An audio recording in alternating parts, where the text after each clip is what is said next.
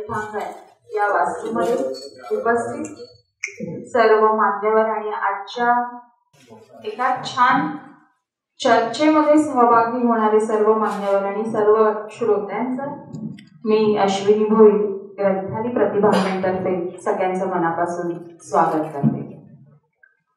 लेखक विजय बुक्कावार यांचं चिरंजीव भारत धर्मेतिहासाचं एक वेगळं आकलन या पुस्तकाचं प्रकाशन आज या वास्तूमध्ये संपन्न होणार आहे.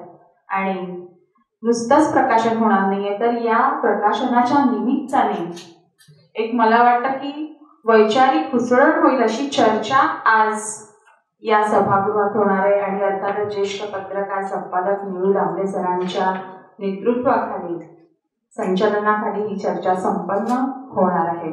असाच प्रकाशनाचा एक आगळा वेगळा कार्यक्रम आज या वास्तूमध्ये संपन्न होते. आजच्या या कार्यक्रमामध्ये ज्येष्ठ पत्रकार निळू दामले सरांचं स्वागत करण्याची विनंती मी आमच्या ग्रंथालयाच्या लेखिका सुधाताई तुंबे यांना करत आहे.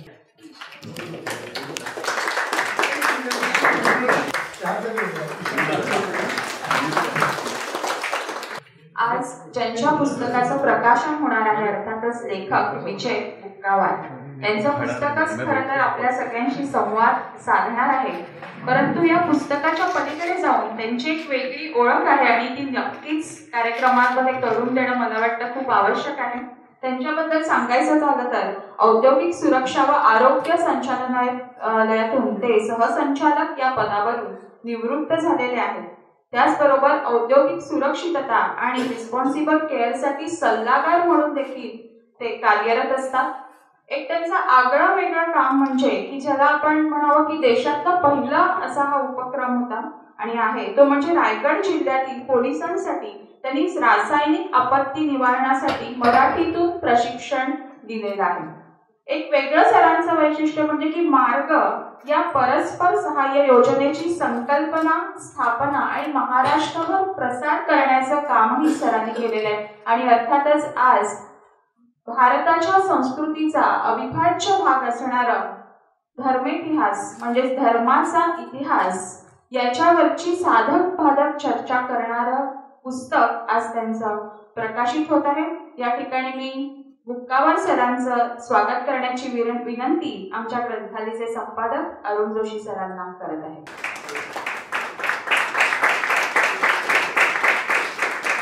आज ग्रंथालय जवळपास 50च्या उंबरठ्यावर येऊन ठेपलेली आहे.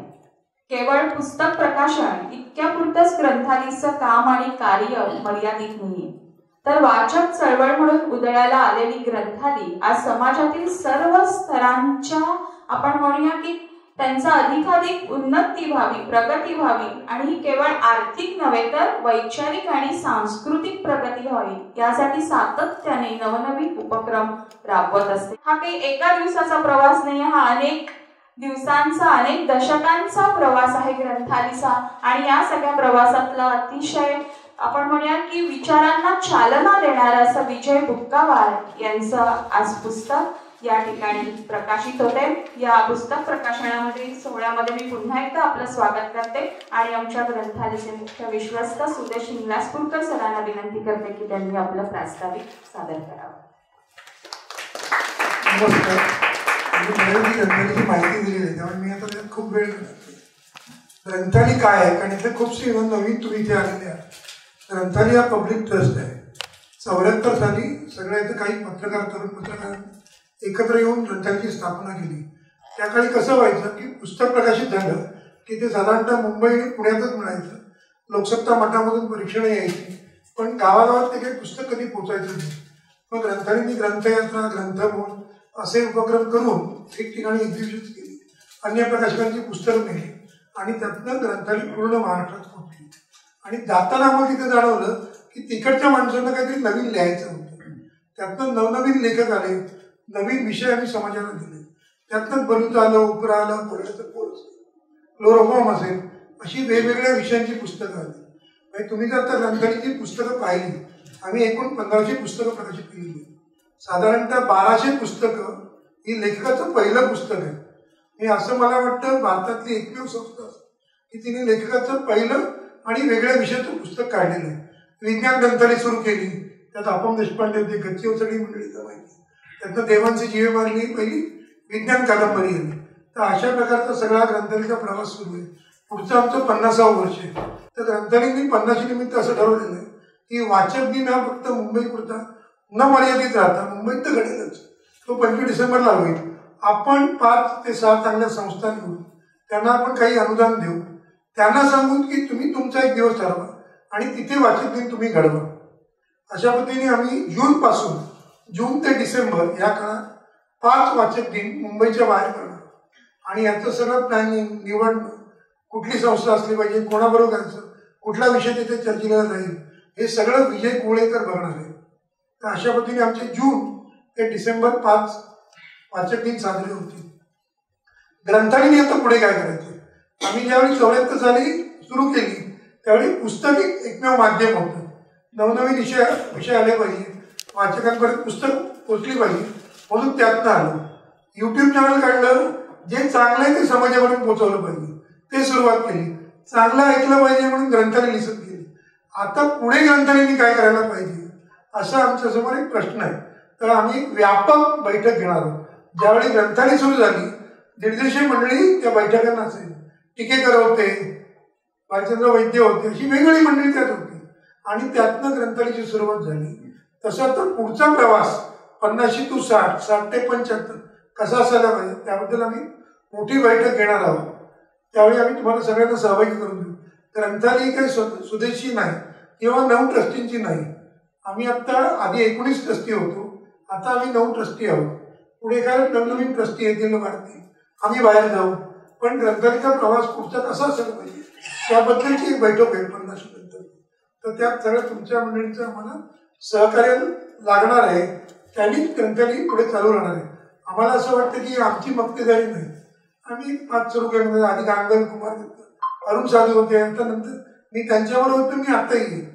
पुढे नवीन मंडळी येतील आणि संस्था चालू. आता एक जी जागा आहे आपल्याला जी दिलेली किंवा आमचं ऑफिस दादरला आहे, आम्हालाही BMC आणि शासनाने मिळून 30 वर्ष लीजवरती जागा दिलेली आहे. तर या जागेत आम्ही काय करायला पाहिजे त्या तुमच्याही सूचना आल्या तर आम्हाला त्या करता येऊ शकते. आम्ही आता दादरला नुसतं आमचं ऑफिस आहे, प्रकाशनाचं ऑफिस आहे, पण तिथेही आम्ही काही ऍक्टिव्हिटी सुरू करणार आहोत. त्यात तुमचा आम्हाला सहभाग लाभणार आहे. तो जर लाभला तर त्या ग्रंथालय पुढे अजून खूप काळ चालू राहील.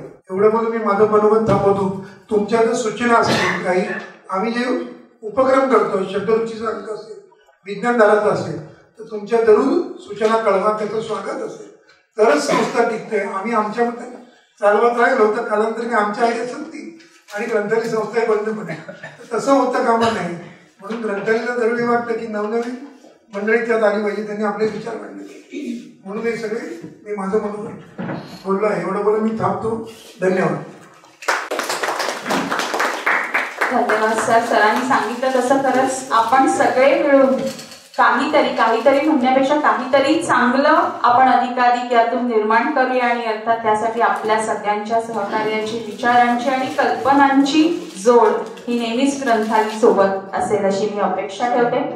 आज आपण या ठिकाणी ज्या पुस्तकाचं प्रकाशन करणार आहोत ते अर्थातच चिरंजीव भारत, विजय बुक्कावार यांचं चिरंजीव भारत या पुस्तकाचं प्रकाशन करण्याची विनंती मी मान्यवरांना करत आहे. निळू दामले सरांना मी विनंती करते की आपण चिरंजीव भारतचं या ठिकाणी प्रकाशन करा.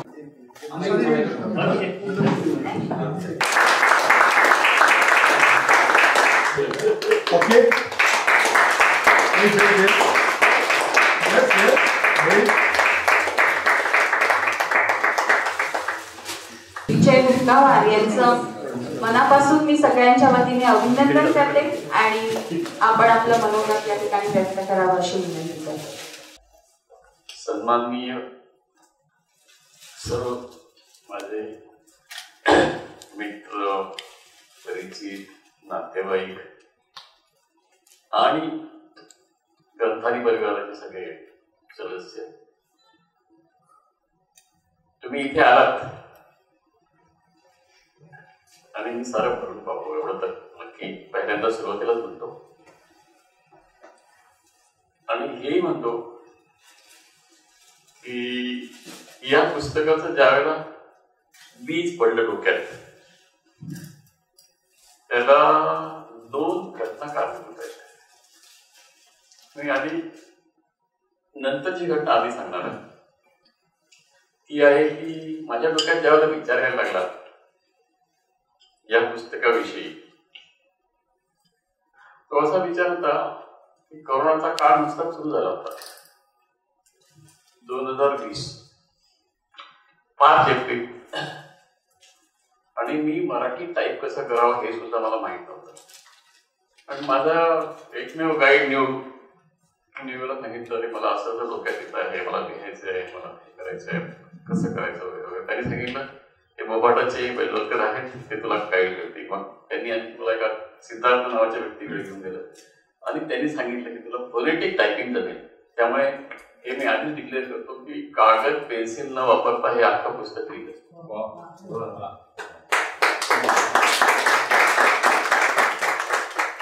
आणि ते तसं लिहिल्यामुळे मला खूप सारे त्याचे रिव्हिजन्स करता आले. बरंच सगळं तसं सिनेमात एडिटिंग असेल तसं कट पेस्टही बरंच करता आलं आणि बरंचसं फेकताही आलं. त्याच्याविषयी वाद नाही.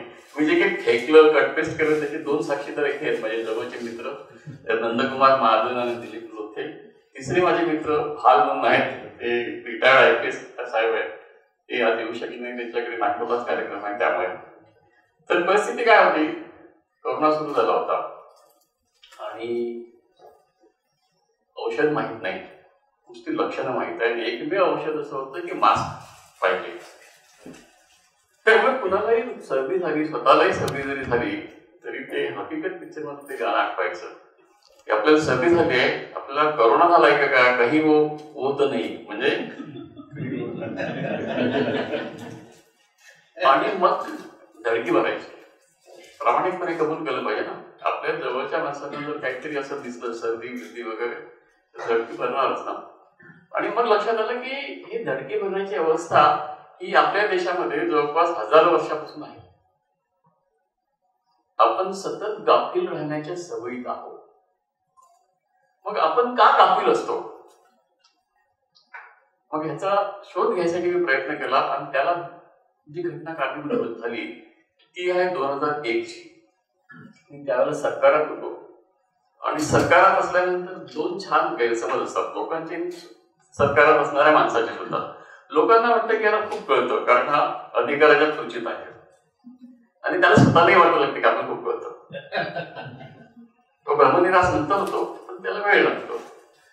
तर ते 2001 ला मला देशपांडे माझ्यापेक्षा जास्त सांगू शकतो मी की ठाणे बेलापूर इंडस्ट्रीमध्ये इंडस्ट्रीने स्थापन केलेली, हे जरा नवलाच होतं त्या काळामध्ये, आता जरा रुटीन झालेलं आहे, फायर स्टेशन होतं. इंडस्ट्रीने स्वतः कॉन्ट्रीब्युट करून स्थापन केलेलं फायर स्टेशन. तिथे 26 जानेवारीला मला मुख्य अतिथी म्हणून बोलवलं. आता मुख्य अतिथी म्हणून बोलायल्यानंतर माझ्यावरती आता जबाबदारी आली, काहीतरी वेगळं बोललं पाहिजे बाबा, नाहीतर आग कशी लागते, ती विजवायची कशी, तिला प्राणवायू कसा मिळू नये वगैरे वगैरे, ते नेहमीची चर्चा असते. एवढ्याच झालं असं की अफगाणिस्तानमध्ये आक्रमण झालं आणि त्याच्यामध्ये अमेरिका बाजूला निघाला, पाकिस्तान बाजूला निघाला, रशिया बाजूला निघाला. आणि जे काही लोक आहेत तिथे सध्या, त्याचं जे काही नाव द्यायचं होतं त्यांनी तोफा घेऊन तिथे असलेल्या बुद्धाच्या मूर्तीचा विध्वंस केला. तोफाचे गोळे बुद्धाच्या, त्या बुद्धाचं नाव होतं बामियन बुद्ध. मी आपला विचार करायला लागलो ह्या अफगाणिस्तानात असं का करताय. एवढ्यात माझ्या लक्षात आलं की अरे आपल्या देशाला जेवढे काही आक्रमक आले आणि ज्यांनी अगदी डझनानी स्वाऱ्या केल्या ते सगळे याच प्रांतातून आले आहेत आणि याच खिंडीतून आले आहेत. आणि त्यापैकी मुख्य खिंड आहे तिचं नाव आहे खैबर खिंड. आणि शेजारी इथून 500-600 किलोमीटर दूर असलेल्या देशामध्ये त्यांनी भिंत बांधून टाकली, किती 3000 किलोमीटर. आणि इथे आपली रुंदी किती आहे, 1.5 किलोमीटर ना 45 किलोमीटर. मग आपल्या देशाला हे का सुचलं नाही, असा मला पडलेला प्रश्न 2001 मध्ये. मी तो प्रश्न बाजूला ठेवला, कारण असं हे तर फारच सोपं कारण आहे किंवा सोपी गोष्ट आहे, कोणीतरी याच्यावरती विचार करायला पाहिजे होता. पण मला वाटतं की कोणीतरी याच्यावरती विचार करायला आणि पुस्तक लिहिल किंवा लेख तरी लिहिल. पण नंतरचे 20 वर्ष मी वाट बघतोय आणि काहीच घडलं नाही. कोणीच लेख लिहिला नाही, कोणीच काही उत्तर दिलं नाही, कोणीच काही चर्चा घडवली की आपण असे आपण बेसावध गाफील का राहतो, हा मूळ प्रश्न. न्यूजचा माझा आग्रह असा होता की तू या सगळ्या भांडणीत पडू नको, तुला ते जमणार नाही वगैरे वगैरे. मी त्याचा कधी सल्ला गांभीर्याने कधी कधी घेतला, कधी कधी बिना गांभीर्याने घेतला. आणि मी म्हटलं अरे यार मला सुचतंय, मी लिहितो आता, ठीक आहे तू लिही. मग त्यांनी सल्ला असा दिला की तू असं कर, तुझ्या सरकारमधल्या आयुष्यावरती. मी म्हटलं राम नाहीये. मग मला ते एक पुस्तक आठवलं जे 1976 मध्ये मी वाचलं होतं. मला वाटते हक्सली काहीतरी नाव आहे आणि त्या पुस्तकाचं नाव आहे रूट्स. अडल हक्सली असं काहीतरी त्याचं नाव आहे, बरोबर आहे? हा, रूट्स पुस्तक आहे. हा, जे काय असेल ते. तिथे माझ्या लक्षात आलं की त्या माणसाने पुस्तक लिहून जगभर गाजलं. का गाजलं? तर त्यांनी स्वतःचे सगळे झालेले अपमान स्वतःच्या आधीच्या वंशजाचे त्यांनी लिहून काढले की आम्ही सगळे गुलाम होतो, आम्हाला गुलामाला कसं विकत घेतल्या गेलं, मग अमेरिकेत कसं नेलं, आमचा कसा छळ झाला वगैरे वगैरे. मग माझ्या लक्षात आलं की अरे हे गुलाम नावाचा जो प्रकार आहे हा आपल्या देशात आहेच आहे आणि त्याचा मलाही त्रास झालेला आहे. म्हणून मग मी माझ्या पुस्तकाच्या पहिल्या चॅप्टरमध्ये इसाक मला वारंवार भेटतात असं सुरुवात करून टाकलं. म्हणजे आपली साधारण म्हण अशी आहे की मान सांगावा जगात आणि अपमान ठेवावा मनात. मी उलट केलं. आता ते बरोबर आहे की चुका आहे, तुम्ही सगळ्या वाचकांनी ठरवायचं. आणि मग इकडे करोना आणि इकडे हे, आणि तिसरा बिंदू हाती लागला. तो होता युव्हल नोआ हरारीची 2 पुस्तकं, होमो सेपियन्स आणि होमो डियस. तो आणखीन काहीतरी भयानक सांगतोय की घडणार आहे. मग मी विचार केला की अरे बाबा, आपल्याला आपली इच्छा असो वा नसो, आपल्या देशाचा आकार एखाद्या खंडासारखा आहे, बरोबर आहे? जवळपास आपण युरोपच्या क्षेत्रफळाचा देश आहे, तर आपली थोडी बहुत काहीतरी जास्तीची जबाबदारी आहे की सगळं नीट तपासून घ्यायचं. पण तपासायला सुरुवात करून करायची तर जिथून आपलं अस्तित्व संपण्याच्या बेतात होतं तिथून सुरू करूया. म्हणून मी गेलो 1000 वर्ष मागे आणि मग मला खूप सारे गुरु भेटलेत. मग त्याच्यामध्ये आशीर्वादीलाल श्रीवास्तव आहे, यदुनाथ सरकार आहे, शशी थरूर सुद्धा आहेत. आणि मग मी लक्षात आलं की अरे हे सगळं आपल्याच सारखा विचार करतात आहे. मग यांचं सगळं या पुस्तकात का टाकू नये, त्यांना अर्थात त्यांना श्रेय देऊन. आणि मग मी या निष्कर्षावरती गेलो की आपल्याला सवय आहे गुलामासारखी वागायची, गुलामासारखी विचार करायची, गुलामासारखाच निर्णय घ्यायचा. आपण स्वतंत्र विचार करण्यासाठी तयार नसतो. आपण जर करायला गेलो तर लोक आपल्याला काहीतरी वेड्यात काढतात. आणि त्याचे मग मी सगळे अनुभव लिहून काढले की मला असा इसाब सारख्या सिंड्रोमचा मला कधी कधी आयुष्यात कसा कसा त्रास झाला. मला वाटतं आणखी 10 प्रसंग लिहिले, आणखी 15-20 प्रसंग आहेत शिल्लक. जेव्हा वेळ येईल तेव्हा बघू. तर ते आता तुम्हाला सगळ्यांना असा प्रश्न पडेल की याच्या हातात कायदा असूनही याला असं का. तर सांगतो, माझ्या हातात जो कायदा होता तो सोशल वेलफेअर असा कायदा होता. हा कायदा एकदम पोलिसी कायदा नाहीये, म्हणजे दिसलं की त्याला चलन कर असा कायदा नाही. देशपांडे कधी सांगू शकतो याविषयी जास्त. तर असा जो सॉफ्ट कायदा असतो तिथे तुम्हाला सतत कडक वागता येत नाही. कडक काही बघा मान हलवले पण माझ्या डिपार्टमेंटला होते. तर तिथे तुम्हाला ते स्वातंत्र्य नसते की तुम्ही एकदम टोकाला जायचं, टोकाला स्टेप बाय स्टेप जायचं असतं. कधी कधी सोडून द्यावं लागतं. मी तिथे सोडून दिलेलं आहे. तशा घटना तिथे लिहिलेल्या आहेत.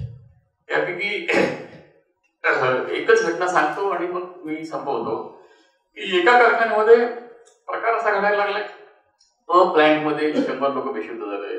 प्लॅन्टमध्ये 3-4 दिवसांनी आणखी 50-60 लोक बेशुद्ध झाले. प्लॅन्टमध्ये आणखी लोक बेशुद्ध झाले.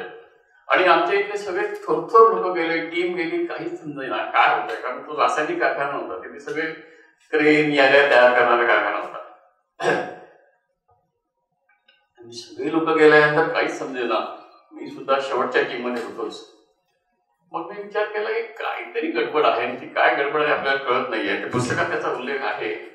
मी विचार केला की काहीतरी इथे घडतं आहे. म्हणून मी त्याला सहज एक खडा मारावा अशासारखा प्रश्न विचारला की इथे नवीन काही घडलंय का. बघा 100-150 मीटरवरती एक 5 मजली उंच बिल्डिंग आहे. आणि शेवटी त्याचं सगळं आढावा घेतल्यानंतर लक्षात आलं की अरे इथेच गडबड आहे. तिथे जर्मन लोकांनी तो डिझाईन केलेला, जर्मन लोकांनी टेस्ट केला, जर्मन लोकांनी ऑपरेट कमिशनिंग करून ते निघून गेले. आता आपलं असं नॉर्मली असं असतं की जर्मन असं की जापनीज असतो, गोरा माणूस म्हणजे अकलेचा परमोच्च बिंदू, ते काही चूक करू शकत नाही. बरोबर आहे. आणि त्या बिंदूने काही चूक हे कोणी मानायलाच तयार नाही. मी जेव्हा गेलो म्हटलं असं असं घडू शकतं, तुम्ही काहीतरी बोलता, तुम्हाला कळतं का? लोकांनी अख्खं आयुष्य वेचला ही टेक्नॉलॉजी डेव्हलप करण्यासाठी वगैरे वगैरे वगैरे. ते सगळं ठीक आहे. किंवा त्यांचा टेलेक्स नंबर आहे, तेव्हा फॅक्स नाही, त्यावेळेला ईमेल नाही, काही नाही. जगातले सगळ्यात बेस्ट टेक्नॉलॉजी घेतली आहे आणि अमुक आहे तमुक आहे वगैरे वगैरे वगैरे. शेवटी मी इच्छा सोडला, कारण तो कारखाना माझ्या चार्जमध्ये नव्हता. आणि नंतर मला कळलं की सगळ्यात वरिष्ठ स्तरावरती चर्चा झाली, त्यांनी लिहून पाठवलं की नाही हे असं असं घडतंय, हे करायला नको. 24 तासात सगळी जर्मन टीम इकडून तिकडून सिंगापूरहून अमेरिकेवरून वगैरे सगळी आली. त्यांनी सगळ्या चुका मान्य केल्या आणि ते सगळ्या दुरुस्त केल्या आणि प्लांट कोणीही बेशुद्ध नव्हता चालू राहिला. बस एवढंच सांगून आता मी माझं भाषण संपवतो. मी का लिहिलं याची पार्श्वभूमी तुम्हाला कळली असेल, नसेल कळली तर काही माझा काही इलाज नाहीये. धन्यवाद, तुम्ही इथे आलात त्याबद्दल परत एकदा धन्यवाद.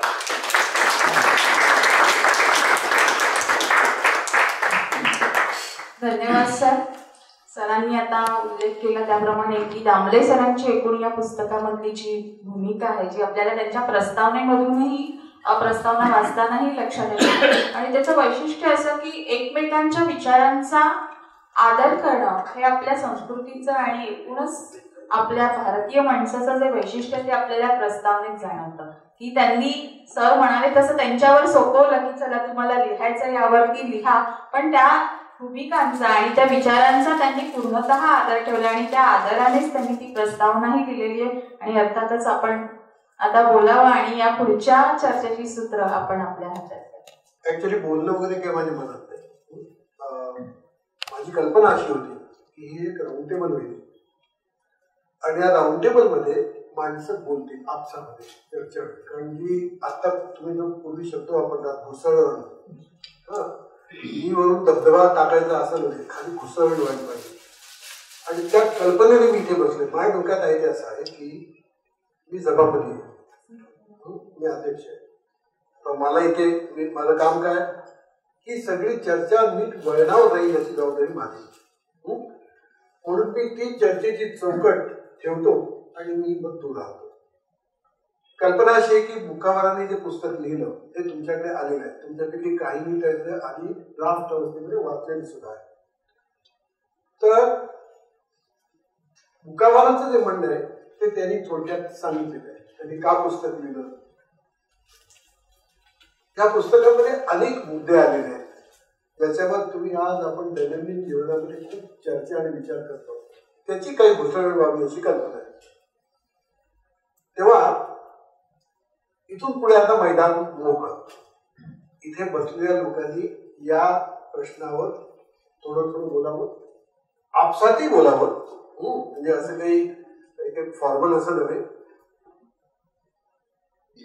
सभापती म्हणून माझी जबाबदारी अशी की फार बोली देणार नाही. माझ्या हातात अधिकार असेल, फार बोलू देणार नाही. नेमकं बोलावं. कारण एक घोळ असतो. माईक सापडला की माणसाला काही राहत नाही. कमी बोला, नेमकं बोला, भरपूर मुद्दे मांडा. आणि ते कुठे इकडे तिकडे जायला लागलं तर मी थोडी आडवाडवी करेन. बाकी मला याच्यात काही मला बोलायचं नाही. तर म्हणून आता मैदान ओपन आहे. हे पुस्तक आहे तर भारतीय इतिहासाचं आकलन मुक्कावारांच्या पुस्तकामध्ये केलेलं आहे आणि त्याच्यातून त्यांनी निष्कर्ष काढलेले आहेत. आता तुम्ही प्रत्येकाने या विषयावर तुमची मतं, मुक्कावारांची मतं त्यांनी मांडली, तुमची मतं मांडावी, त्याच्यावर ते उत्तर देतील अशातलाच भाग नाही. शक्यता अशी की तुमच्यापैकी कोणी त्याला उत्तर देईल. अशा अर्थाने अशी मोकळी एक चर्चा कुठे तास भरवावी आणि ही चर्चा मी फक्त त्या चर्चेला वळण द्यायचं काम फक्त माझं करेन. बस संपलं, चर्चा सुरू. मी ती चर्चा करणार नाहीये. मी मुक्कावार या माणसाविषयी बोलणार आहे आणि आज का बोलणार आहे याला कारण आहे. तर म्हणून तुम्ही मला एक 6 मिनिटं वेळ देत असाल तर मी बोलेन. सगळे मिळून 6 मिनिटं. हो, सगळे मिळून 6 मिनिटं, कदाचित 8-10 मिनिटं इकडे तिकडे. आता मोसमीप्रमाणे तुम्ही मला वेळ जास्ती द्यावा अशी विनंती आहे. तर सर्वप्रथम नमस्कार सर्वांना, नमस्कार, शुभ संध्या. निळूभाऊ दामले साहेब अध्यक्ष आहात तुम्ही, ग्रंथालयाचे विश्वस्त श्री सुजय शिंगला फुडकर, समस्त ग्रंथालय परिवार, माझे मित्र आणि लेखक श्री विजय बुक्कावार आज आले नाही आहेत. मी त्यांना एक्सपेक्ट करत होतो. श्रीयुत गोजेवार उर्फ तंबी येणार होते असं मी ऐकलं, पण ते येत नाही. ते आले तर मग त्यांच्याबद्दल बोलू पुन्हा. आणि बंधू भगिनींनो, मी ग्रंथालय परिवार आणि बुक्कावार यांचा अत्यंत आभारी आहे. साहेब, निळूभाऊ दामले साहेब, तुमचा सुद्धा तुम्ही मला आमंत्रित केलं आणि बोलायची संधी देत आहात तुम्ही मला, धन्यवाद. पण आजचा दिवस जो आहे तो एक कपिला षष्ठीचा योग आहे. आज दुर्मिळ योग आहे. आज विजय बुक्कावार यांचा वाढदिवस आहे आणि आजच त्यांच्या जीवाभावाच्या त्यांनी लिहिलेल्या पुस्तकाचं प्रकाशन होत आहे. विजय, या वाढदिवसाच्या आम्हा सर्वांतर्फे हार्दिक शुभेच्छा. आता कितवा वाढदिवस आहे हे मी सांगत नाही, कारण विजय मला नेहमीच एक तरुण, चैतन्यमय, उत्साहात उदाहरण असलेला मनुष्य आणि एक बऱ्याच एक म्हणतात असं की a man never grows old, a man never grows old, he will become old if you stop growing. विजयची आणि माझी मैत्री खूप जुनी आहे. अरुणाताई, तुम्ही त्यांना ओळखत त्यापेक्षा आधीपासून 60-62 वर्ष झालेलं आहे. 1964 मध्ये मी जेव्हा इंजिनिअरिंग कॉलेजमध्ये प्रवेश केला तेव्हा हे मला सिनियर होते साहेब. आणि मी त्यांचं नाव ऐकलं नाही, पहिले वाचलं त्यांचं नाव. कुठे वाचलं तर ड्रॉइंगच्या शीटवर, ड्रॉइंगच्या कागदावर. कारण आमच्या वेळी ड्रॉइंग हा एक कंटाळवाणा आणि थोडं कठीण विषय होते. तर लोक कधी शीट आपल्या हाताने काढायचे नाही, ते ग्लास तशी टोको मारायची आणि ती जी टोको मारायला घेतली शीट त्याच्यात विजय बुक्कावार असं लिहिलं होतं. म्हणून म्हटलं हे कोण, नक्की चंद्रपूरचे असणार.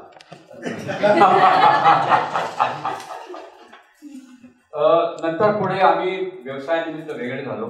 नंतर मी फायरल नावाच्या कंपनीमध्ये नोकरीला असताना एका अपघाताची चौकशी करण्यासाठी सरकारी कारखाने निरीक्षक श्री बुक्कावार यांचं आगमन.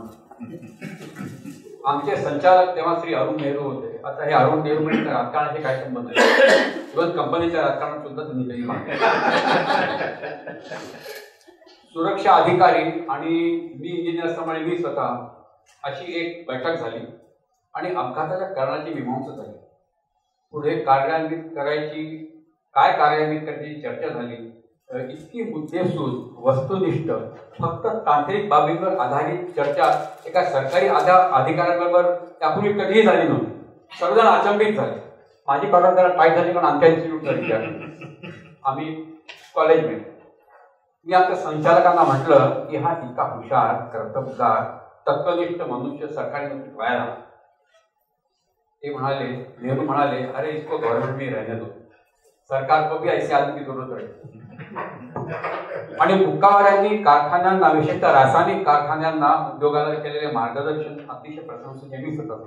अतिशय प्रशंसनीय काम आहे, जे कोणी केलं, प्रायव्हेट कंपनीने केलं नाही, सरकारी याच्यामध्ये फक्त बुक्कावारांनी ते केलेलं आहे. पुढे त्यांनी आखलेली जी योजना आहे mutual aid and response group, ही योजना मॅडम तुम्ही बोलला होता की आज महाराष्ट्रामध्ये ही देशभर कार्यान्वित झालेली आहे.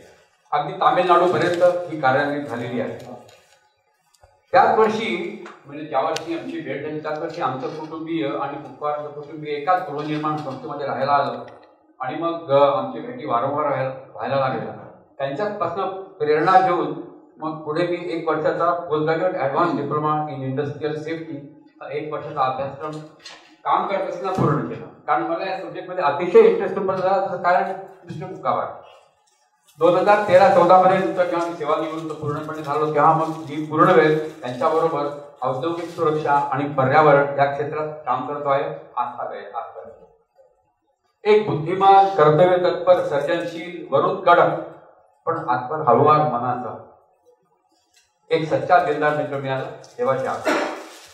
विजयाचा लेखनाचा ओढा सर्व ज्ञात आहे. अनेक वर्षापासून त्यांचं लेखन कर्म सुरू आहे, परंतु हे लेखन औद्योगिक सुरक्षेबद्दल आहे. कदाचित आपल्याला माहित नसेल, इमर्जन्सी मॅनेजमेंट बद्दल त्यांनी इंग्रजीमध्ये लिहिलेलं पुस्तक हे भारतीय लेखकांनी लिहिलेलं एकमेव पुस्तक आहे. हो, एकमेव पुस्तक त्याच्या सर्व ठिकाणी त्याचा उपयोग ते पुस्तक आणलं जातं. मग महाराष्ट्र टाइम्स, लोकसत्ता वगैरे दैनिकातून ते सुरक्षेबद्दल लिहितात. आता प्रस्तुत पुस्तक चिरंजीव भारत धर्मे इतिहासाचे वेगळे आकलन हे मात्र वेगळं लिखाण आहे. विजय आमचे इतर सहकारी मित्र महाजन आणि इतर नाहीये लोक, आम्ही ऑडिटच्या निमित्ताने वेळोवेळी प्रवास करत असतो. आम्ही एकत्र राहिलो आहे प्लेनमध्ये, ट्रेनमध्ये, कारमध्ये, आणि खूप गटाबाजी व्हायची, चर्चा व्हायची आणि हॉटेलमध्ये, आणि संध्याकाळच्या श्रमेपरी काय विचारू नका वाद व्हायची. एका ब्रिटिश तत्ववेत्याने सांगितलेलं आहे, बहुतेक शेले असावा, तो म्हणतो की a true friend is one who listens to my silence. सच्चा मित्र हा जो माझा मौन सुद्धा ऐकतो. आणि यांच्या मनातली लेखनाची उर्मी आली की मला समजायचं की याला काहीतरी आता वेगळा विचार करतोय. आणि हे लिखाण आठवत असेल तर मला तारीख सुद्धा आठवते, 2019 पासून 20 पासून यांच्या मनामध्ये घोळतोय. आणि त्याच्याविषयी बरेचदा आमचं बोलणं व्हायची, चर्चा व्हायची. किती संदर्भ यांनी हाताळले, किती व्हिडिओ टेप यांनी बघितल्या, किती भाषणांचा मागोवा घेतला. अरे बाप. मग मे 2023च्या तिसऱ्या आठवड्यात त्यांच्याकडून एक त्याची पुस्तकाची मला त्याची प्रत मिळाली अभिप्रायासाठी. आणि तेव्हाच मी अमेरिकेमध्ये एक मोठ्या ब्रेकसाठी 10 आठवड्यासाठी गेलो होतो. पण मी त्याला सांगितलं मी तिथे राहून सुद्धा वाचेल आणि तुला फोन करत राहील, विच वी डिड. आणि मग इमानीद्वारे मी पुस्तकाच्या पानातून टिप्पण काढलं आणि त्याला सांगितलं, पहिलं गोष्ट म्हणजे पुस्तक चांगलं आहे, तू कोणत्याही विद्यापीठ प्रबंधासाठी तू सांगितलं तर PhD साठी तुला नक्की शिकवतो, त्याला PhD मिळतो तुला करता. मला बिलकुल त्याच्या बाबतीत काही हे नाही आहे. मी सरळ सांगू शकतो की तुम्ही एका विद्यापीठाला द्या हे पुस्तक आणि ते मला PhD मिळणार. या पुस्तकाची प्रत आता सादरीकरण उत्तम आहे. साध्या पुस्तकाची प्रत गेल्या 3-4 दिवसापूर्वी आली. दामल्यांचं प्रास्ताविक वाचलं, लेखकाची भूमिका वाचली, परिशिष्ट पण वाचलं आणि नंतर पुस्तक काढलं. खूप विचार करून गेलेलं लिखाण आणि खूप विचार करायला लावणारं लिखाण. आता मी तुम्हाला 160-161 मध्ये त्यांनी शिवाजी महाराजांची 10 वैशिष्ट्य दिले वाचत आहेत. 10 वैशिष्ट्य दिलेली आहेत. आणि ती नुसती वैशिष्ट्य नाही आहेत, माझ्या मते ती कोणत्याही काळात अंमलात करण्याची मार्गदर्शक तत्व आहेत. वैशिष्ट्य नंबर 4, पर्यावरण रक्षक. राजांनी सरकारने पर्यावरण रक्षक असावं हे शिवाजी महाराजांनी सांगितलं. आणि त्याच वेळा तुकाराम महाराजांचा एक अभंग माझ्या लक्षात आला, वृक्षवल्ली आम्हा स्वयरी वनचरी. हा काय निवड योग्यच नाहीये, म्हणजे त्यावेळेला खरोखर तसं असलं पाहिजे. मी खूप विचार करून आणि अभ्यास करून लिहिलेला आहे साहेब. ज्यांना हिंदुस्थान समजून घ्यायचा असेल त्यांच्यासाठी हे पुस्तक अनिवार्य आहे. अनेक विषय हाताळलेले आहेत. एक मोठा पटल त्यांनी व्यापलेला आहे. इसापीतीतल्या इसापीतीपासून त्यांनी सुरू केलेला आहे, त्याचा आधार घेतलेला आहे. आणि ख्रिस्तपूर्व काळात अनेक वर्ष मागे जाऊन सुद्धा सध्याचा काळ, पुढे येणाऱ्या युगात घडणाऱ्या गोष्टींची शक्यता, त्याचा उहापोह, आर्टिफिशियल इंटेलिजन्स, ChatGPT सर्व बाबतींचा उल्लेख आहे. सामाजिक, आर्थिक, सांस्कृतिक बाबींवर भाष्य पण आहे. आज सध्या न्यू एज्युकेशन पॉलिसी किंवा नवीन आकृतीबंधावर बरीच उलटसुलट चर्चा आहे. मॅकॉले याबद्दल मी बोललेलो आहे.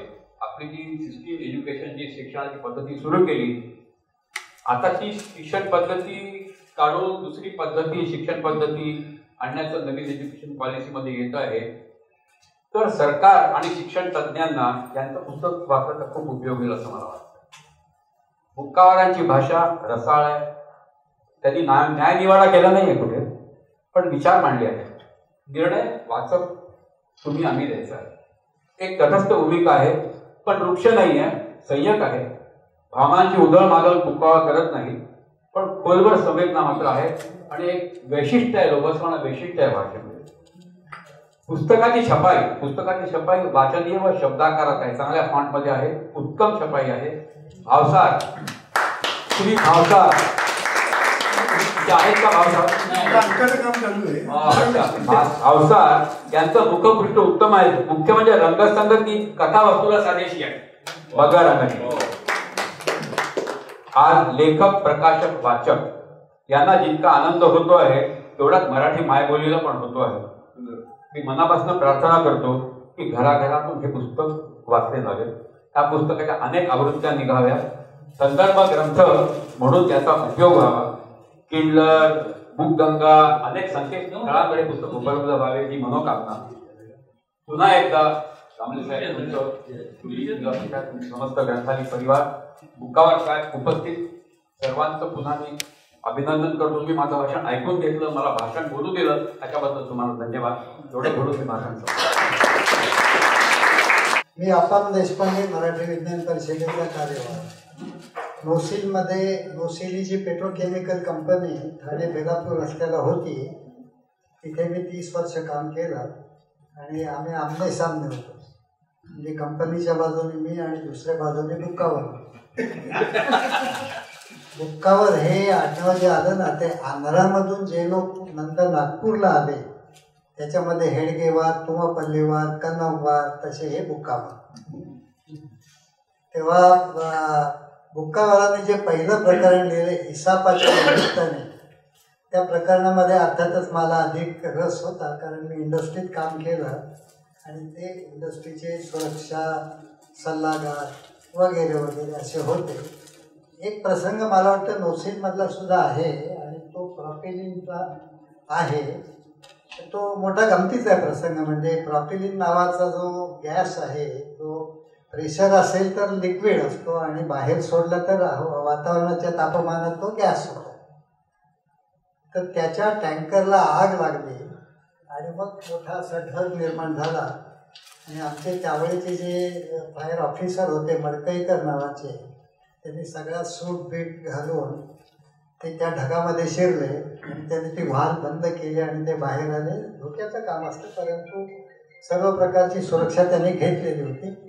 चौकशीला बुक्कावर साहेब आले, काय होते काय नाही वगैरे वगैरे. तेव्हा त्याच्यामध्ये जी एक नॉन रिटर्न व्हाल असते, म्हणजे आपल्याला वन वे रस्ता माहिती, तो म्हणजे नॉन रिटर्न व्हाल, तर ती फेल झाली. आणि मग ती फेल होऊ नये म्हणून काय करावं काय नाही. मग आमचं हेड ऑफिस त्यावेळेला जे होतं ते हेगला होतं, हॉलंडमध्ये, आणि 200 रिफायनरीज होत्या शेलच्या आणि सगळ्यांकडनं रिपोर्ट सगळ्या प्रकारचे जायचे हेगला. मग ते मेडिकलचे असोत, अकाउंट्समधले असोत, स्टोर्समधले असोत, इंजिनिअरिंग मेंटेनन्स असोत, प्रोडक्शनमधले असोत, आणि त्याचा अभ्यास करून संशोधन होऊन ते इतरांना मार्गदर्शन करायचे.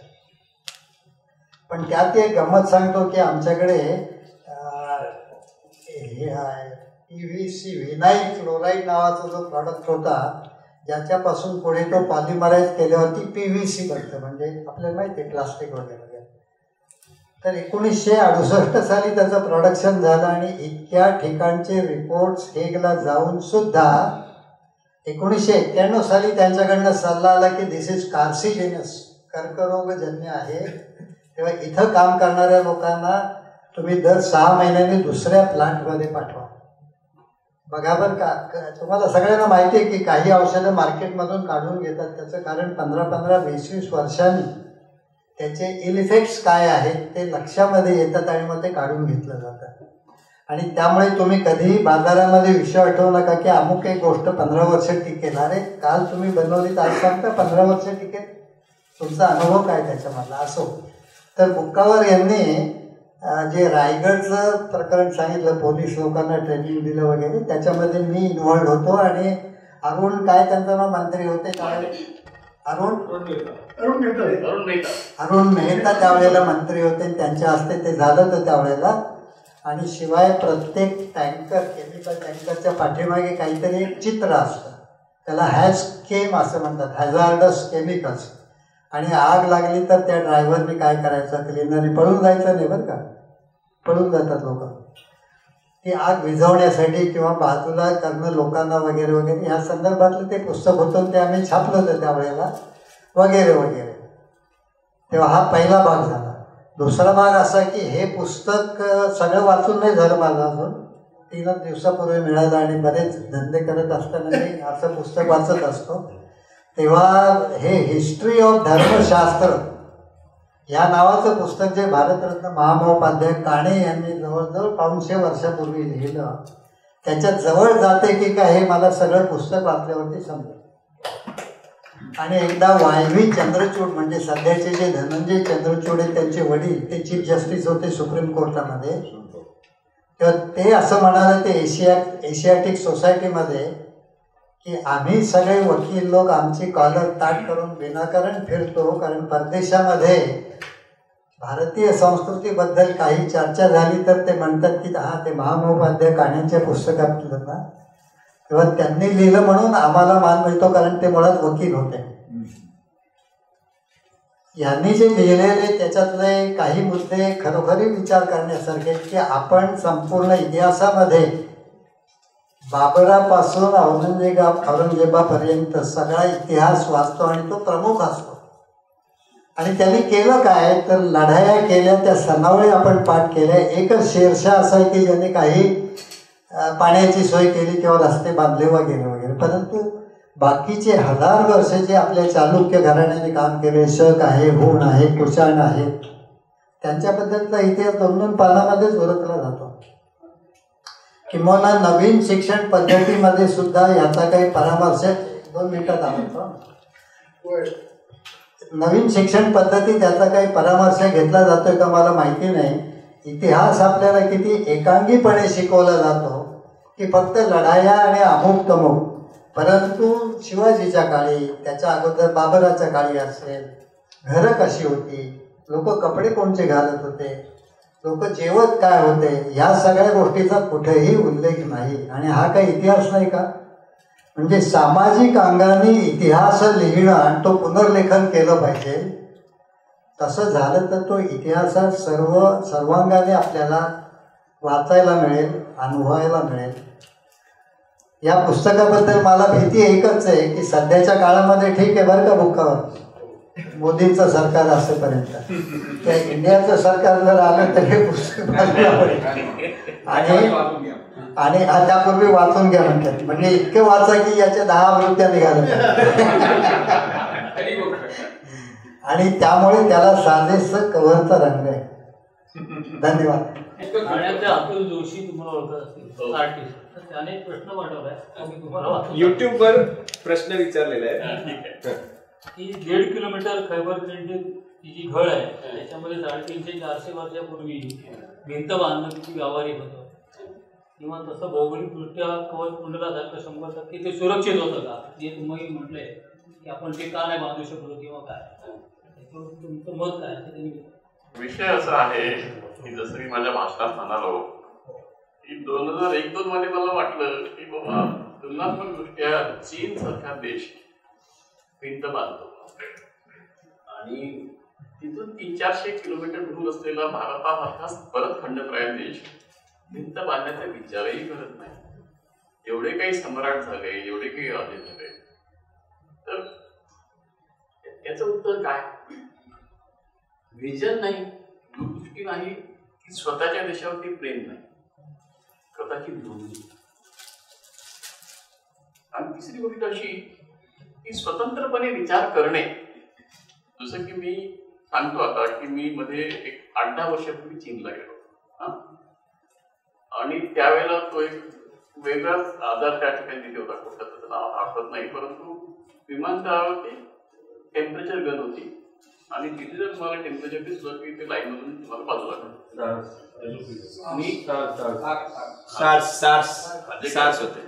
तर मी पहिले 2 दिवस व्यवस्थित होतो, 3ऱ्या दिवशी मला खोकला. आता म्हटलं आपली आता काहीतरी गडबड आहे. आता खोकला झालाय तर काही एवढं हे नाही, पण ती साथ असल्यामुळे जरा मी सिरियस झालो. माझ्याबरोबर जो मित्र होता चलो आपण दुकान में जाके उनको भी पूछेंगे की कोणसा दवाई चर्चा. मी गेलो, त्याला आमच्या मोडक्या तोडक्या जे काही इंग्लिश त्यांनी समजून घेतलं. त्यांनी पहिला प्रश्न विचारला, do you want Chinese medicine और इंग्लिश मेडिसिन? बरोबर आहे. म्हणजे त्यांची जी काही मेडिसिनची जो काही प्रवाह आहे तो खंडित झालेला नाही, त्यांनी खंडित होऊ दिला नाही आणि तो जपून ठेवला.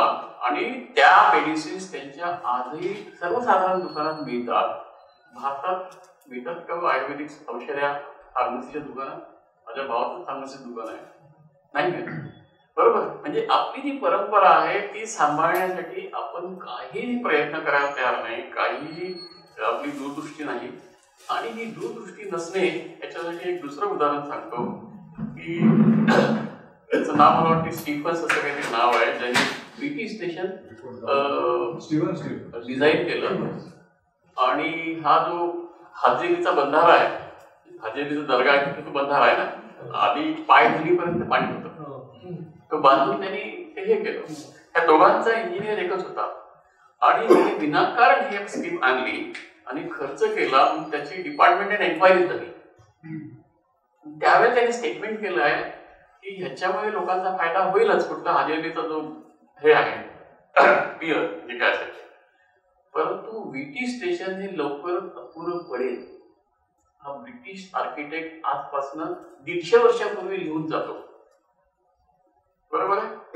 आणि त्याच वेळेला तुम्ही विचार करा की आम्हाला तिथे भिंत बांधायला सुचत नाही, आता अपदोष कुणाला द्यायचं आणि कसा द्यायचा. मला वाटतं तुम्हाला उत्तर मिळालं असेल साहेब, तुम्ही जर युट्यूब बघत असाल तर. 2-3 गोष्टी सांगायच्या राहून गेल्या. एक म्हणजे निळू दामलेने आपल्याला बोलत केला, त्यांच्या प्रस्तावनेतलं शेवटचं वाक्य, आता कामाला लागा.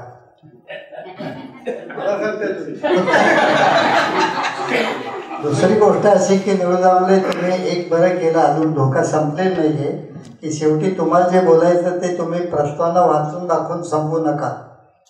विजय तेंडुलकरांनी ते एकदा केलं, 12ला 10 कमी असतानाचे पुस्तक प्रसिद्ध झालं. अध्यक्ष ते होते, त्यांच्या हस्ते पुस्तकाचं प्रकाशन झालं. ते म्हटले मला जे सांगायचं ते प्रस्तावनेत म्हटले, मी वाचून दाखवलं. आणि तिसरी गोष्ट अशी की बुक्कावर इस्रायलला जाऊन काही ट्रेनिंग घेऊन आले आणि तेव्हापासून जे वाद सुरू झालं ते संपले. व्हिक्टोरिया टर्मिनस म्हणाल, त्याची एक गंमत अशी आहे, इथे आराखडा तुम्ही म्हणता मूळ मेलबर्नच्या रेल्वे स्थानकासाठी तयार केलेला आराखडा होता. आणि नाही तिकीट सांगितलं काही सांगतो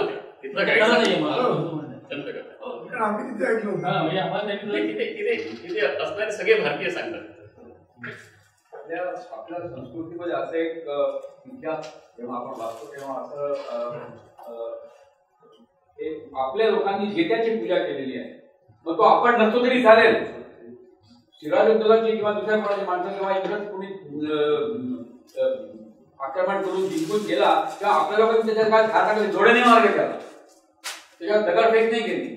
का नाही केली? आपण जिद्याला जो जिंकलेला आहे त्यालाच मानलेला आहे. आपण याचा विचार केला नाही की आपण का हरलो, आपण आपलं जिंकून का. कारण ते होतं असं झालेलं आहे, इतिहासात अनेक दाखले आहेत की तुमच्यावर विजय केलेला आहे आणि तुम्हीच त्या माणसाला जाऊन हार घालतो. मी जे लिहिलं नाहीये ते आता त्यांनी मला ट्रिगर केलं म्हणून सांगतो. हिटलर दुसऱ्या महायुद्धाचा नायक म्हणा की खलनायक म्हणा, फार तो नायक होता. कुणाचा? जर्मनीचा. खलनायक इतर राष्ट्रांचा होता. तुम्ही आता जर्मनीत जा किंवा गुगलमध्ये सर्च करा, हिटलरच्या नावाचं एकही स्मारक नाही, एकही रोड नाही, काहीही नाही. माझं विधान इथे संपत आणि माझं कथनही इथे संपत. आपण बघितलं, आपण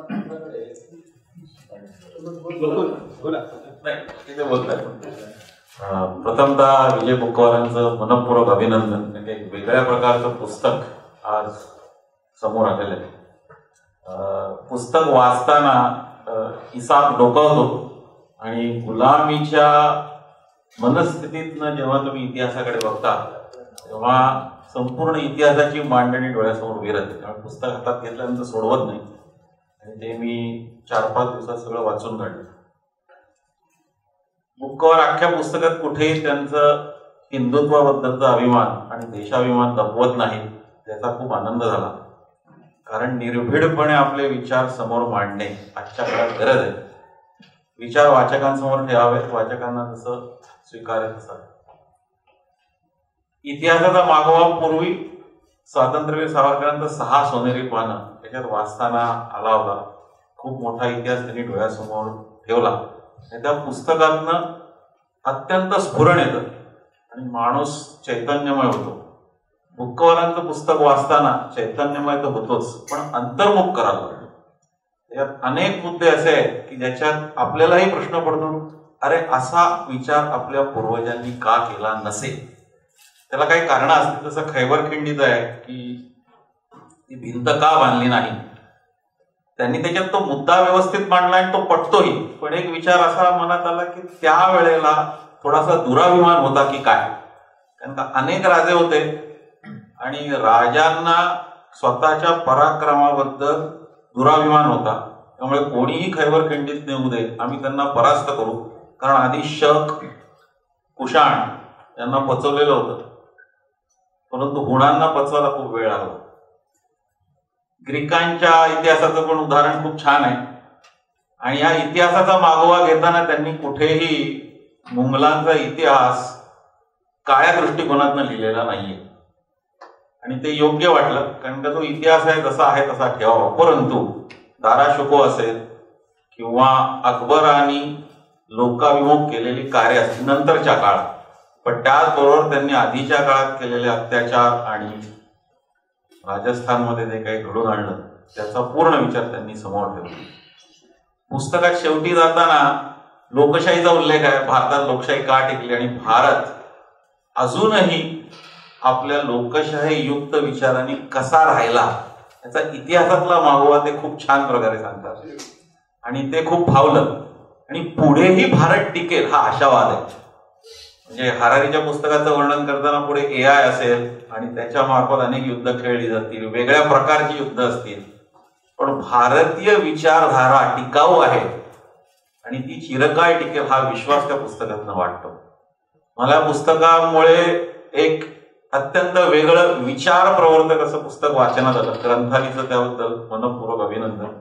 आणि विजय बुक्कवार यांना विनंती की त्यांनी लिखाण थांबवू नये.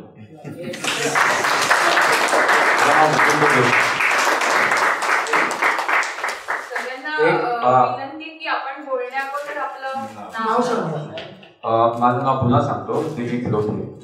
मला एक असा विचार आहे की आपण खैबर खिंडीत भिंत का बांधली नाही त्याचं कारण, आणि इतर लोकांनी का बांधली त्याचं कारण कदाचित असं असेल की तुम्ही आमच्याकडे या, आमची संस्कृती बघा.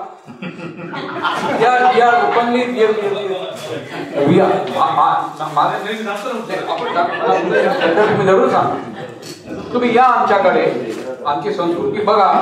आमच्या नाही आज आपण आपल्या अतिथी देव बाबा, अतिथी कोण, ज्याला तिथी नाही तो, ज्याला बोलवलं नाही तो अतिथी. अतिथी देवो भवा. तुम्ही आमच्याकडे या, आमची संस्कृती बघा, आमच्यातनं का चांगलं घेऊन जा, विचारची देवाणघेवाण होऊ दे, व्यापार होऊ दे. लुटालूट त्या लोकांनी केली. आपण लुटालूट कधीच पुढे जाऊन केली नाही. आपण म्हटलेलं आहे, आपण हिंदुस्थानात कधी आपण लोक दुसरं कधी आक्रमण केलं नाही. बोला महाजन साहेब. नंदपाल महाजन.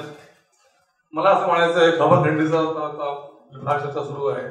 माझं म्हणणं असं आहे की पलीकडचा एरिया जो आहे अफगाणिस्तान, तो भारताचा भाग होता की स्वामियान बुद्ध आहे.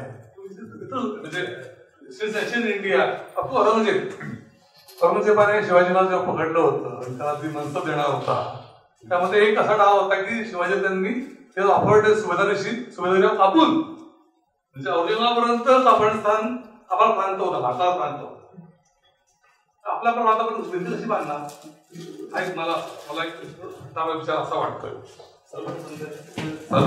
ओके, असं कारण औरंगजेबानंतर असलं काय, सगळे आपले जे राजे झाले, सत्तावीस झाले, त्याचं काय ते वीक झाले, ते बऱ्यापैकी कमजोर झाले होते. औरंगजेब हा शेवटचा मोठा ताकदवान, मुस्लिम असताना सुद्धा भारतीय ताकदवान सम्राट शेवटचा औरंगजेब होता. त्याच्यानंतर कोणी इतका मोठा असा सम्राट झाला नाही. राजा असेल, काही असतील, महाराज पेशवे होते, सगळे होते, पण ते सम्राट नव्हते. तर औरंगजेबापर्यंत जर अवघडचा आपला भारताचा भाग असेल तर मध्ये भिंत कशी बांधणार आपण, हे मला वाटतं. इंजिनिअरिंगचा प्रॉब्लेम आहे असं मला वाटायला लागलं. इंजिनिअर्ड प्रॉब्लेम आहे. आणखीन एक गोष्ट बोलता बोलता जाणवली, नाव सांगा. मुकुंद जोशी. पुस्तकात आणखीन एक गोष्ट जी उल्लेख त्यांनी खूप छान केला की इंग्रज भारतात येस्तोवर अनेक जण आले आणि त्यांना आपण पचवलं. मुघलांना पचवू शकलो नाही, पण मुघल संस्कृती आपण स्वीकारली आणि ती बऱ्यापैकी ऍसिम्युलेट झाली, पूर्ण झाली असेल तरी परंतु ब्रिटिशांनी जी भारताची हानी केली आर्थिक, आणि त्याच्यात त्यांनी खूप छान त्याचं विश्लेषण केलेलं आहे. त्या 150 वर्षाच्या काळात जी भारताची हानी झाली ती कदाचित 350-400 वर्षाच्या मुघलांच्या काळात आणि आधी आलेल्या आक्रमणात पण झाली नाही. आणि त्याचं कारण त्यांनी भारताचा आत्मा मारायचा प्रयत्न केला, आणि ते त्यांनी खूप छान प्रकारे त्या पुस्तकात पुढे आणलेलं आहे.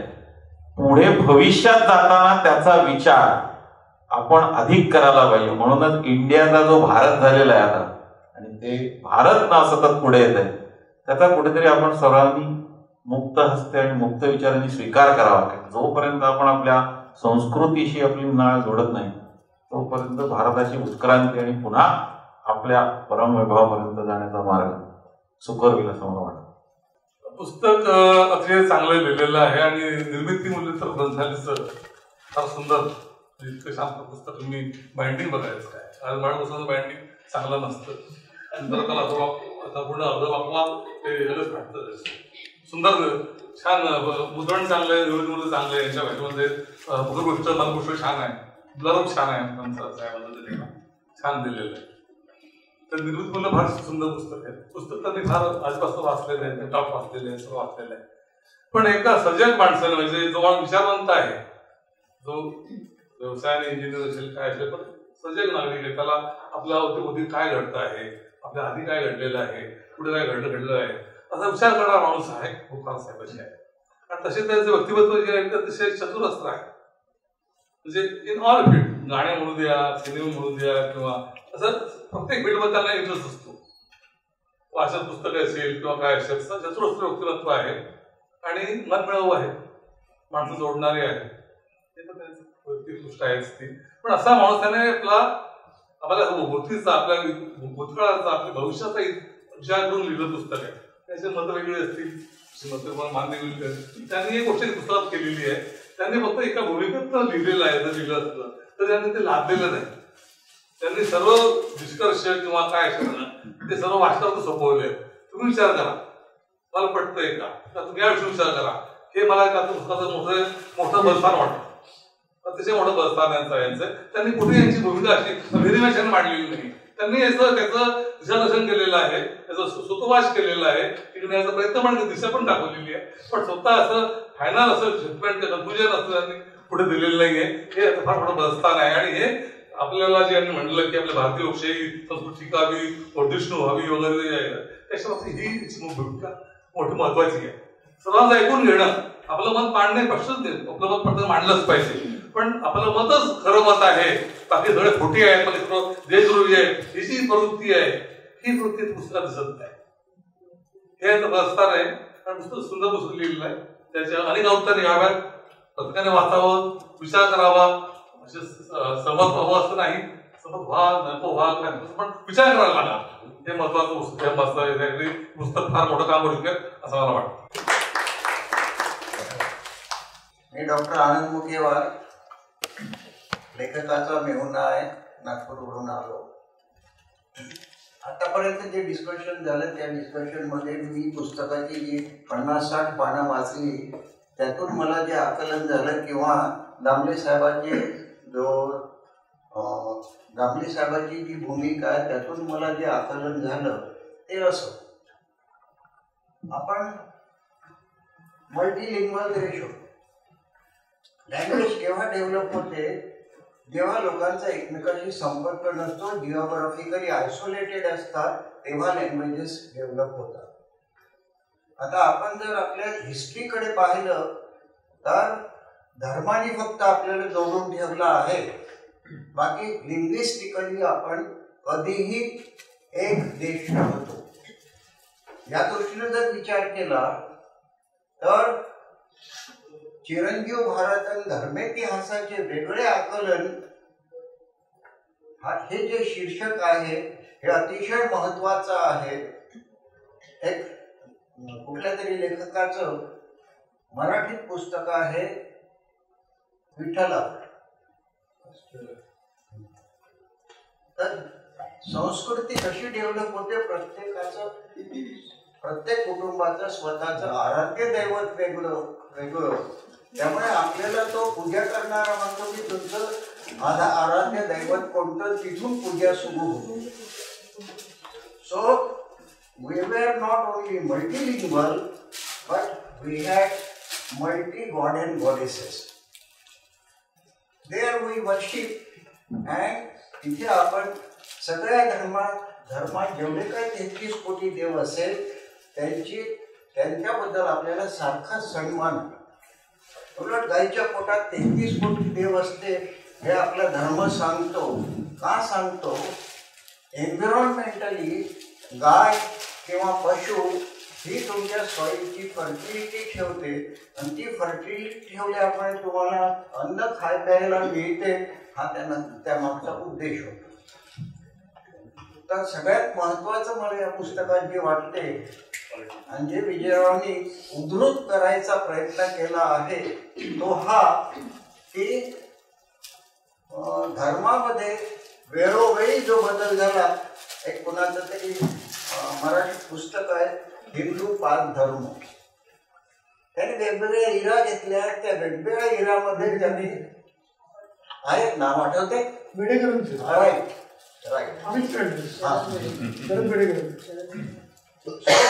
he has explained the changes in the religion from time to time. आणि तिथे धर्म देखील स्टॅटिक नसतो, तो फ्लोईंग असतो हे दाखवण्याचा प्रयत्न त्या लेखकांनी त्या पुस्तकात केला. तसाच प्रयत्न श्री बुकावरांनी यांच्या पुस्तकात केला आहे. अनुकूल काय काळानुसार आणि प्रतिकूल काय याचा एक आढावा घेण्याचा त्यांनी प्रयत्न केला, आणि तो त्यांचा प्रयत्न आपल्याला विचार करायला प्रवृत्त करतो. हे या पुस्तकाची देणगी आहे. Thank you very much.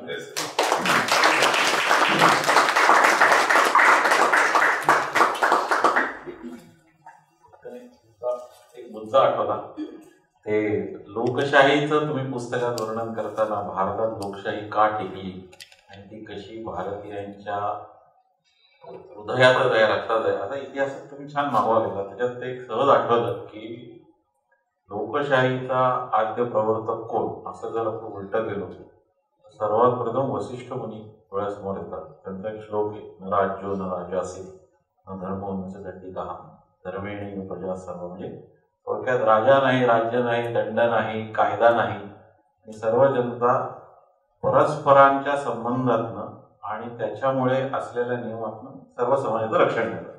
हे आद्य आपली संस्कृती. तिथनं पुढे भारतात बुकावरांनी पुस्तकात खूप छान वर्णन केलंय की भारतात लोकशाही टिकण्याचं कारण काय. ही जी मनस्थिती आहे त्या मनस्थितीत जरी राजे होते तरी राजाला राज्य चालवण्यासाठी लोकांचा विचार करूनच ते राज्य चालवण्याची मुभा होती. आणि त्या प्रकारे ते त्यांनी जो इतिहासाचं त्याच्यात वर्णन केलं ते वाचण्यासारखं. एक वेगळा विचार तो समोर येतो. सहज आठवलं म्हणून सांगा असं वाटतं.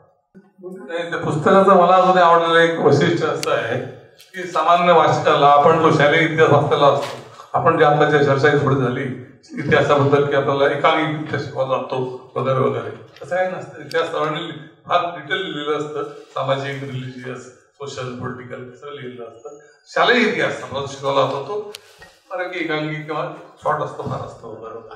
त्यांनी जे पुस्तकामध्ये एन्शियंट इंडियापासून ते सुरू केलेलं आहे हिस्ट्रीचं.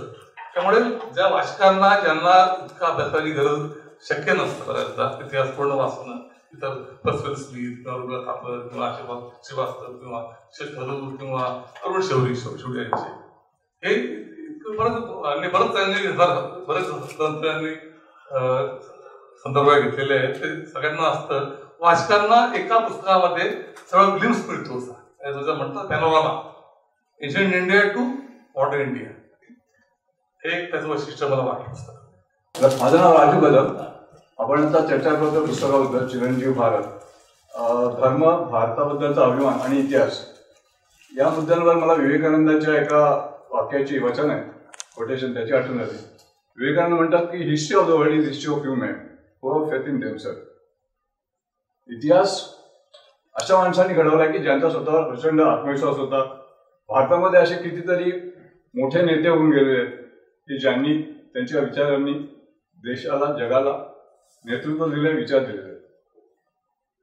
दुसरा मुद्दा असा आहे, डेस्मंड टिटो त्यांनी असं म्हटलेलं आहे की when the missionaries came to Africa, आपल्या खंडामध्ये भारताच्या बाहेर आहे आफ्रिका खंड, when the missionaries came to Africa they had the Bible and we had the land. They said let us pray. We close our eyes, when we open our eyes, we had the Bible and they had the land. आपल्याकडे आपण एवढ्या परंपरेतून आलेलो आहोत, भारताला एवढी प्रचंड परंपरा आहे, त्या परंपरेतून आपण काही शिकलोय का, पहिला मुद्दा. आणि शिकलो असेल तर नेमकं काय? फक्त संस्कृती जतन करण्यासाठी आपण काय करतो, म्हणजे विचारांनी संस्कृती जपणार आहोत, इतिहासाचा वारसा घेऊन जपणार आहोत. परवा महाराष्ट्रामध्ये 3 दिवसापूर्वी रविवारी महाराष्ट्रामध्ये एक लेख आला होता, मधुवंती सप्रेंचा लेख होता.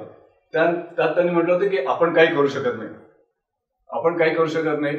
त्या अत्रे जयंतीच्या निमित्ताने ते एका कार्यक्रमाला गेले होते आणि महाराष्ट्र गीतातल्या रेवा वरदा त्या दोन कडवी गाळली होती गाण्याची.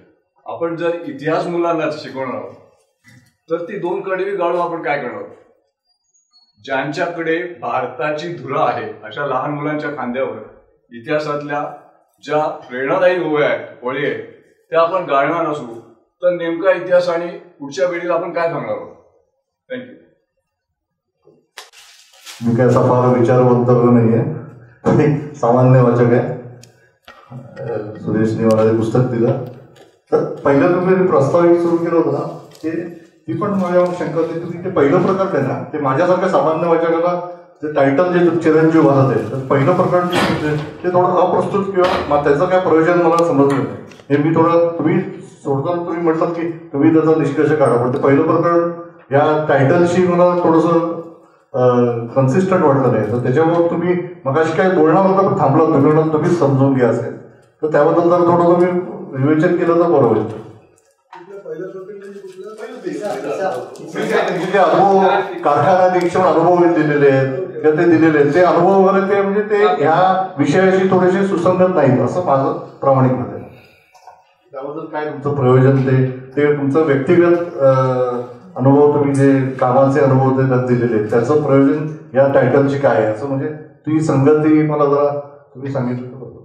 तुम्ही काढलेला मुद्दा बरोबर आहे, तो थोडासा त्याचा मी संदर्भ जोडून देतो. संदर्भ का जोडतो? कारण पूर्ण पुस्तकच संदर्भ जोडण्याच्या कामाचं आहे, बरोबर. मी तुम्हाला एक साधं सोपं उदाहरण देतो. मुस्लिम आक्रमण सुरू झाल्यानंतर, आता इथे कुठल्याही धर्माची टीका करायचा माझा उद्देश नाही, पण वस्तुस्थिती अशी आहे की सर्व देश मुस्लिम झाले. मलेशिया, इंडोनेशिया पण सगळे. कोणी म्हणतात काही 7 दिवसात झाले, कोणी म्हणतात 7 महिन्यात झाले, कोणी 7 वर्षात झाले. हा सगळा सर्वमान्य इतिहास आहे, बरोबर. भारत एक असा आहे की जवळपास जो 1000 वर्ष मुस्लिम किंवा इंग्रजांच्या अधिपत्याखाली राहून सुद्धा तो हिंदू राहिला. हे कोणाला आवडो अथवा न आवडो पण ही वस्तुस्थिती आहे, बरोबर आहे. आता ही झाली पॉझिटिव्ह गोष्ट. निगेटिव्ह गोष्ट काय आहे की आपण गुलामच का झालो? कारण आपण गुलामीविषयी जेवढ्या तीव्रतेने रिॲक्ट व्हायला पाहिजे आणि आपण रिॲक्ट होत नाही तीव्रतेने, हे दाखवायसाठी म्हणून पहिलं प्रकरण. कारण तिथे तुमच्या लक्षात आलं असेल की मी अशा विक्षिप्त मनोवस्थेत आणि परिस्थितीत आहे की मला माहित आहे खरं काय आहे, मला माहित आहे याचं सोल्युशन काय आहे, परंतु समोरचा माणूस ऐकायला तयार नाहीये. आता हे मला वाचकाच्या मनावर बिंबवायचं आहे तर मला त्या सगळ्या घटना सांगणं आवश्यक आहे. कदाचित असलंच तर त्याचं टायटल कदाचित चूक असेल असं मी म्हणेन, बरोबर. परंतु ते टायटलही चूक नाही आहे, कारण मला एम्फसिस करायचं आहे की बाबा रे, या देशामध्ये आपण जी काही गुलामी मनोवृत्ती जपतो आणि ती गुलामी मनोवृत्ती जपण्यामध्ये आपल्याला कधी कधी अभिमान असतो, बरोबर आहे. तुम्ही तो जो काही पुरथा अभिमान आहे किंवा ज्याला काय म्हणता खोटा अभिमान आहे त्यातून दूर निघायचं आहे तर मलाच पहिल्यांदा कळायला पाहिजे की माझ्या हातात कुठले साखळदंड आहेत. जर माझ्या हातात कुठले साखळदंड आहेत हे जर कळलं तर मी तोडेल ना. म्हणून त्या पुस्तकात पहिल्यांदा तू आधी तुझे साखळदंड ओळख अशी ती सुरुवात आहे. आणि शेवटी कुठे जातं ते पुस्तक? चिरंजीव भारत. एवढं सगळं होऊनही अद्यापही जिवंत आहे. भारत म्हणून जिवंत आहे, भारतीय संस्कृती म्हणून जिवंत आहे, भारतीय धर्म म्हणून जिवंत आहे, भारतीय विचार म्हणून जिवंत आहे. शून्यापासून सुरुवात करून आपण कुठेतरी एक पॉझिटिव्ह व्हावं हे दाखवायचा प्रामाणिक प्रयत्न आहे. दुसरं काही नाही. या वेगाने मुसलमानांची संख्या वाढती, मला असं वाटत नाही 100 वर्षांनी या प्रश्नाचं उत्तर राजकीय माणूस देऊ शकत मी नाही. राजकीय नाही तो प्रश्न, स्टॅटिस्टिक्सचा प्रश्न आहे, राजकीय प्रश्न नाहीये. ठीक आहे, तो उत्तर नाही. स्टॅटिस्टिक्सचा प्रश्न आहे. एकच उत्तर आहे, हिंदूंनी आपली संख्या वाढवावी. या देशाला वाटणार आपल्या देशाने संसाधन आहे की यांच्या पुस्तकात मला वाटत नाही मी वाचत केली म्हणजे जेव्हा लोक अत्यंत चुकीचं आहे. तुम्ही जर पुस्तक वाचलं नसेल, हे होते पूर्वीचे निवडणूक आयोगाचे जे अध्यक्ष होते, सेशन मुस्लिम आहेत, आता झाली त्यांचा पुस्तक वाचा. स्टॅटिस्टिक्स दाखवत आहे की Muslim growth is declining at a faster speed than Hindu. हे लक्षात न घेता मुद्दा खोटे मुद्दे मांडण्यासाठी हे केलेले हे खोटं कारस्थान. एक मिनिट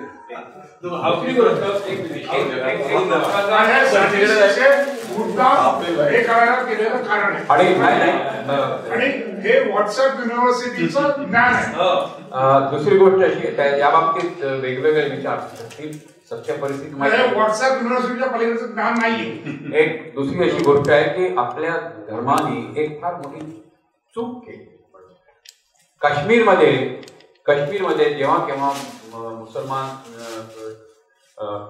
हिंदू व्हायचं होतं तेव्हा ते शंकराचार्यांकडे गेले होते आणि त्यांनी त्यांना नमस्कार साष्टांग नमस्कार करून विनंती केली होती की तुम्ही आम्हाला हिंदू धर्मात परत घ्या. We were under duress. We got converted. तुमच्या प्रश्नाचं उत्तर तर आपण त्यांना तेव्हा घेतलं नाही. ही अशी एक असं झालेलं आहे. दुसरं असं झालं की जेव्हा आपल्याला स्वातंत्र्य मिळालं 1947 साली पंडित नेहरूंनी एका त्यांना बोकोट धरून आंबेडकरांना बाजूला नेलं आणि सांगितलं की बकोट धरून आंबेडकरांचं बकोट धरणं कठीण होतं बिकॉज ऑफ स्टेशन. पण नेहरूंना सवय होती. त्यांनी बरेच लोकांचे बकोट धरून त्यांना बाजूला जाऊन सांगितलं होतं. माझ्याजवळ याचे दाखले आहेत. मी तुम्हाला सांगितलं त्यांनी सांगितलं की तुमचे जे लोक आहेत तुम्ही तुमच्या समाजाचे मोठे पुढारी आहात. तुमच्या समाजातले लोक दुसऱ्या धर्मांमध्ये जात आहेत. तुम्ही काहीतरी करा. तेव्हा असं म्हणतात की आंबेडकरांनी बुद्ध धर्म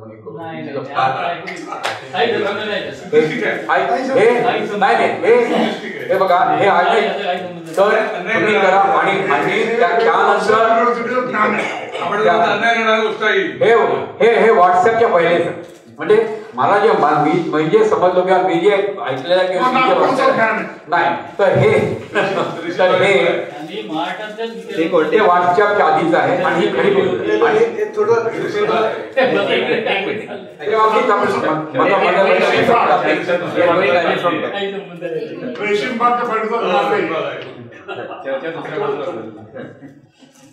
पुस्तकावर येतो. पहिल्या प्रकरणाचा उल्लेख त्यांनी केला. मला ते रिलिव्हंट वाटलं वाचताना एकाच कारणासाठी की मी कंपॅरिझन सावरकरांच्या पुस्तकांशी करतोय कारण तोही इतिहास पूर्ण घेतलेला आहे आणि यांनी इतिहासाचा मागोवा घेतला वेगळ्या प्रकारे.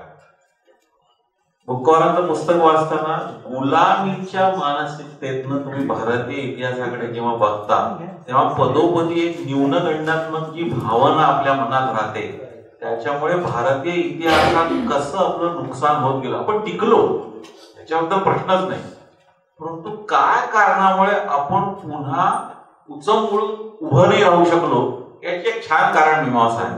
आणि भविष्यात हे ओळखून या गुलामीतनं बाहेर येऊन, मानसिकतेतनं बाहेर येऊन भारत म्हणून आपण कसं उभं राहू शकू याचा साधारणतः एक अंदाज किंवा विचार वाचकांच्या डोक्यात टाकण्याचं काम निश्चित झालेलं आहे.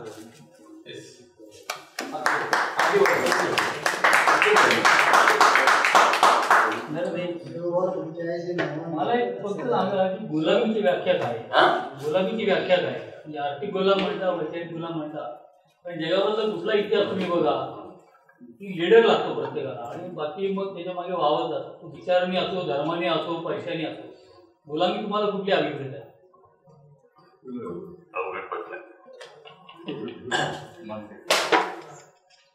आर्थिक गुलामी ही स्वीकारलेली असू शकते किंवा लादलेली असू शकते,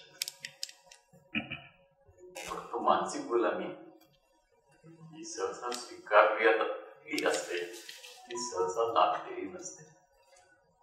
माझ्या पुस्तकात त्या गुलामीची मी चर्चा केली आहे, ती अजाणतेपणे गुलामासारखा विचार करणार.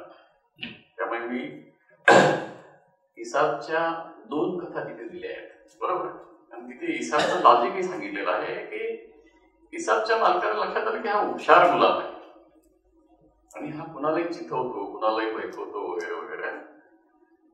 पण ह्याचं पूर्ण स्वातंत्र्य आपल्याला काढता येत नाही, कारण हा आपल्या पश्चात काहीतरी लोकांना भडकवू शकतो वगैरे. त्यांनी काय केलं, त्याला सांगितलं तुला काय सांगायचंय तुझ्या सहकाऱ्यांना तू सांग, परंतु कुणाचं नाव घ्यायचं नाही, माझं नाव घ्यायचं नाही, इतर मालकाचं नाव घ्यायचं नाही. म्हणून काय केलं त्यांनी सिम्बॉलिझम क्रिएट करा. म्हणजे प्राण्यांच्या कथा, अस्वलाची कथा, वाघाची कथा वगैरे वगैरे. यांनी काय घडलं, इसाबची गुलामी संपली का? उत्तर नाही. इसाब गुलामीतून मुक्त झाला का? उत्तर नाही. इसाब सध्या त्या रोमन साम्राज्यात गुलामीतून मुक्तही जरी झाला असता तर तो जगू शकला असता का? त्याचे उत्तर नाही. मग इसाबला गुलामीत राहण्यातच सुख दिसलं, परंतु कुठेतरी माझा बंडाचा झेंडा मी वर करेल म्हणून त्यांनी त्या कथा लिहिल्या. म्हणून ही कॉम्प्लिकेटेड प्रोसेस आहे गुलाम असणे, आणि त्यात वर्स्ट प्रोसेस जी आहे ती मानसिक गुलामीची आहे. आणि सहसा मानसिक गुलामीची आपल्याला जाणीव नसते. ही जाणीव करून द्यायसाठी म्हणून सगळ्या त्या गोष्टी आणल्या. सहज गुलामीवरनं चर्चा निघाली म्हणून पुस्तकं वाचल्यानंतर माझ्या मनात जे विचार आले की शक आले, ऊन आले, कुशाण आले, तोवर भारतीय संस्कृती आणि वृत्तीने उभा राहिला.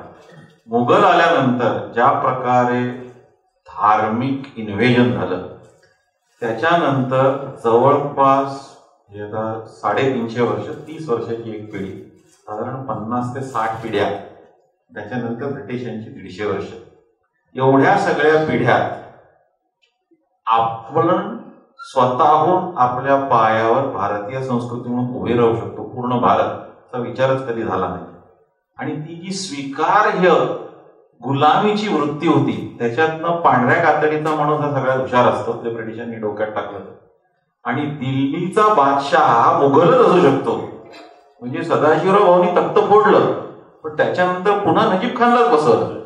ही जी गुलामीची वृत्ती होती त्याच्यातनं आपण एवढ्या वर्षाच्या इतिहासात बाहेर नाही येऊ शकलो.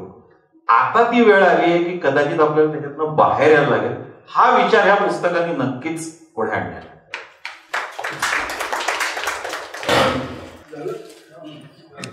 एक आहे की जे मुघल इथे आले, इथे स्थायिक झाले, त्यांनी हा देश आपला मानला. सदाशिवराव भाऊ अटके जाऊन झेंडा फडकवला पण परत पुन्हा पुण्यात गेले. त्यांनी काय देश आपल्या भारत आपला मागेल नव्हता, ते लुटायला झालेले होते. आणि त्यांनी सुद्धा इथे ख्रिश्चन करायचा प्रयत्न केला ना. ते रिजनल भाषा शिकले आणि त्या भाषेतून चर्च चालू केलं ना त्यांनी. त्यांच्याकडे जो दलितांची खेळ वेगळी आणि श्रीमंतांची खेळ वेगळीच आहे. आणि काय असं काही ते लोकशाही वगैरे म्हणणं सगळं ठीक आहे, तसं आहे आपण मान्य करू शकतो. लोकशाही आहे पण लोकशाही काय हा माझा प्रश्न. मुघल गव्हर्नमेंट मुघलातील सुमारे 300 वर्षापूर्वी आले खलची आहेत 300 वर्ष महाराष्ट्रामध्ये आले. मुघल 1500 मध्ये मुघल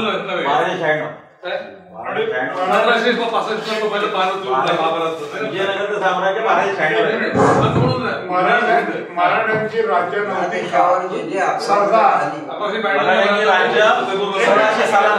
ही काय झाली 1600 सालानंतर ही काय झाली.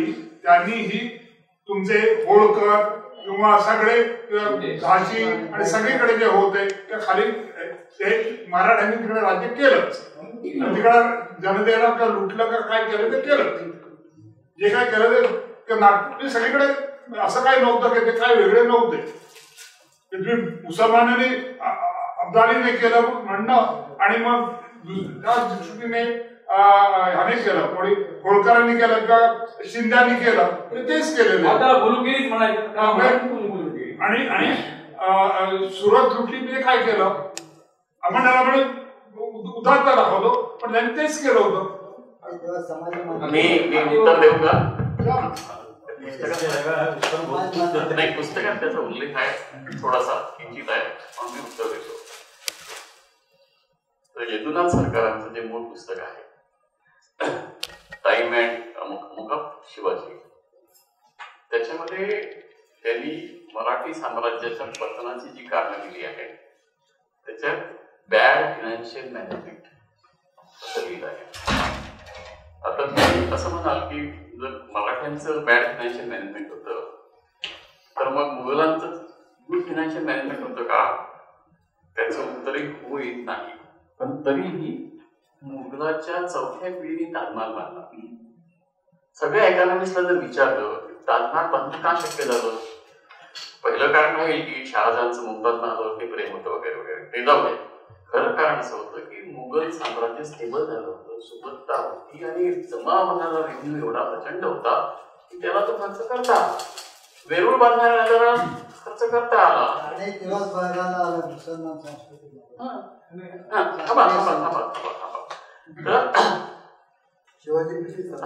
तर मराठा साम्राज्याच्या बाबतीत शिवाजीपासून सुरुवात करून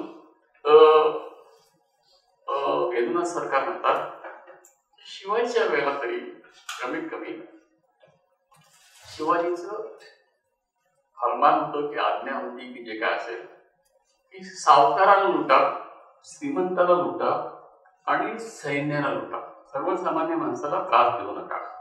शिवाजीची आज्ञा होती, बरोबर आहे. आणि त्याच्यातही त्यांनी सांगितलं की जो श्रीमंताकडे जाल तुम्ही तर तुम्ही आधी त्याच्या घरी जाऊन दार ठोठावा, त्याला सांगा आम्ही सैनिक आहोत, शिवाजीचे सैनिक आहोत आणि बऱ्याचदा तो स्वतःहून संपत्ती देईल. लक्षात घ्या, म्हणजे मराठा साम्राज्याचा मूळ पुरुष हे असं म्हणतो. पण नंतर काय झालं की सामंतशाही आली तिथे. म्हणजे आपल्याकडे सामंतशाही लवकर येते कारण काय आपल्याला स्वतंत्रपणे विचार करायची, सिस्टीम एस्टॅब्लिश करायची सवय नाही. म्हणून सरकार म्हणतात की अशा तऱ्हेने रेव्हेन्यू लुटून जमा करण्यामुळे मराठा साम्राज्य हळूहळू वीक झालं, म्हणजे अशक्त झालं आणि एक दिवस त्याचा अंत झाला असं मी म्हणत नाहीये. आणि त्याच्यात त्यांचं वाक्य असं आहे की the seat of Peshwas was more involved into the दरबारी intrigues rather than the war and administration. म्हणजे त्याचा अर्थ की दरबारी राजकारणामध्येच ते गुंग होते आणि इतर साम्राज्य वाढवण्यामध्ये सिंपल सांगायचं म्हणजे की जे महाराज. आता तुम्हाला आणखी एक छान उदाहरण सांगतो, एक सरकारच्या चर्चेत आहे. जावळीचा चंद्रराव मोरे, बरोबर आहे, त्याची स्वतःची गडी होती, त्याचा स्वतःचा किल्ला होता. ही पद्धत शिवाजीने बंद केली. कुणालाही जागीर नाही, कुणालाही मालगुजारी नाही, कुणालाही इजारदारी नाही. त्याचं कारण काय दिलं शिवाजी माहिती? हे मालगुजार, इजारदार, जागीरदार आपल्या नावाने सारा जमा करतात आणि आपल्या गड्या आणि आपले किल्ले बांधतात. हे असं स्वराज्यात घडायला नको म्हणून सगळ्या मालगुजाऱ्या बंद केल्या आणि पेशव्यांनी त्या सुरू केल्या. आता ह्याला काय म्हणायचं? याला परत मी हिसाबकडे घेऊन जातो. याला परत हिसाबकडे आणि तुम्हाला आणखी एक छान माझ्या पुस्तकात ते उल्लेख आहे की शिवाजी असा रयतेचा राजा होता की तो मेल्यानंतर त्याचा मुलगा सुद्धा नीट गादीवर त्याने ती सून तिथे आली आणि संभाजी तर गेलाच गेला तरीही 30 वर्ष मराठी फौज औरंगजेबाशी लढत होती. असं कधी घडलं आहे का की राजा नसताना 30 वर्ष कुठली फौज लढते आहे शत्रूशी? भारताच्या इतिहासाचं उदाहरण नाहीये. हे फक्त शिवाजीच्या रयतेचा राजा या ब्रीदामुळे घडलेला आहे. संताजी काय म्हणतात आणि धनाजी हे कोण होते? साधे शिपाई होते, ते सेनापती झाले. आणखी पलीकडे जे मी लिहिलं नाही पुस्तकात शिवाजीचं मोठं मत कसं होतं की आपल्याकडे तो पृथ्वीराज चव्हाण आणि महम्मद गोरी त्याला किती वेळा माफ केलं? मला वाटतं 10 पेक्षा जास्त वेळ माफ केलं. ठीक आहे. आणि काय का बरं तर हिंदू धर्माचा विक्षिप्त तत्वज्ञान की शरण आल्याला मरण नको असं वापरून त्याला माफ केलं आणि त्याला एकदा तो त्यांनी जिंकलं त्याला मारून टाकलं. Switch to Shivaji. बलून खानाला प्रतापराव भोजनने सोडून दिलं. शिवाजीने हातकरी घातले का प्रतापराव भोजनाला? म्हणे मराठ्यांची अवलाद असेल तर जाऊन त्याचं पारिपत्य करून ये. आणि ते वेडात दौडले 7 म्हणजे मुख्य सांगायचं म्हणजे हिंदू धर्मातील ज्या बावटपणाच्या कल्पना होत्या त्या शिवाजीने पूर्णपणे नाही शकले. शरण आल्याला मरण नको हे पहिल्यांदा भारतीय इतिहासामध्ये शिवाजीने दाखवून दिलेलं. नेताजी पालकरचं धर्मांतरण हिंदू धर्मात परत कोणी केलं? शिवाजीने केलं. खूप शिकण्याजोगं आहे पण हे कोणीही आम्हाला इतिहासात शिकवत नाही. प्रॉब्लेम हा आहे आमच्या पुस्तकात शिवाजी 2 पॅराग्राफ मध्ये असतो.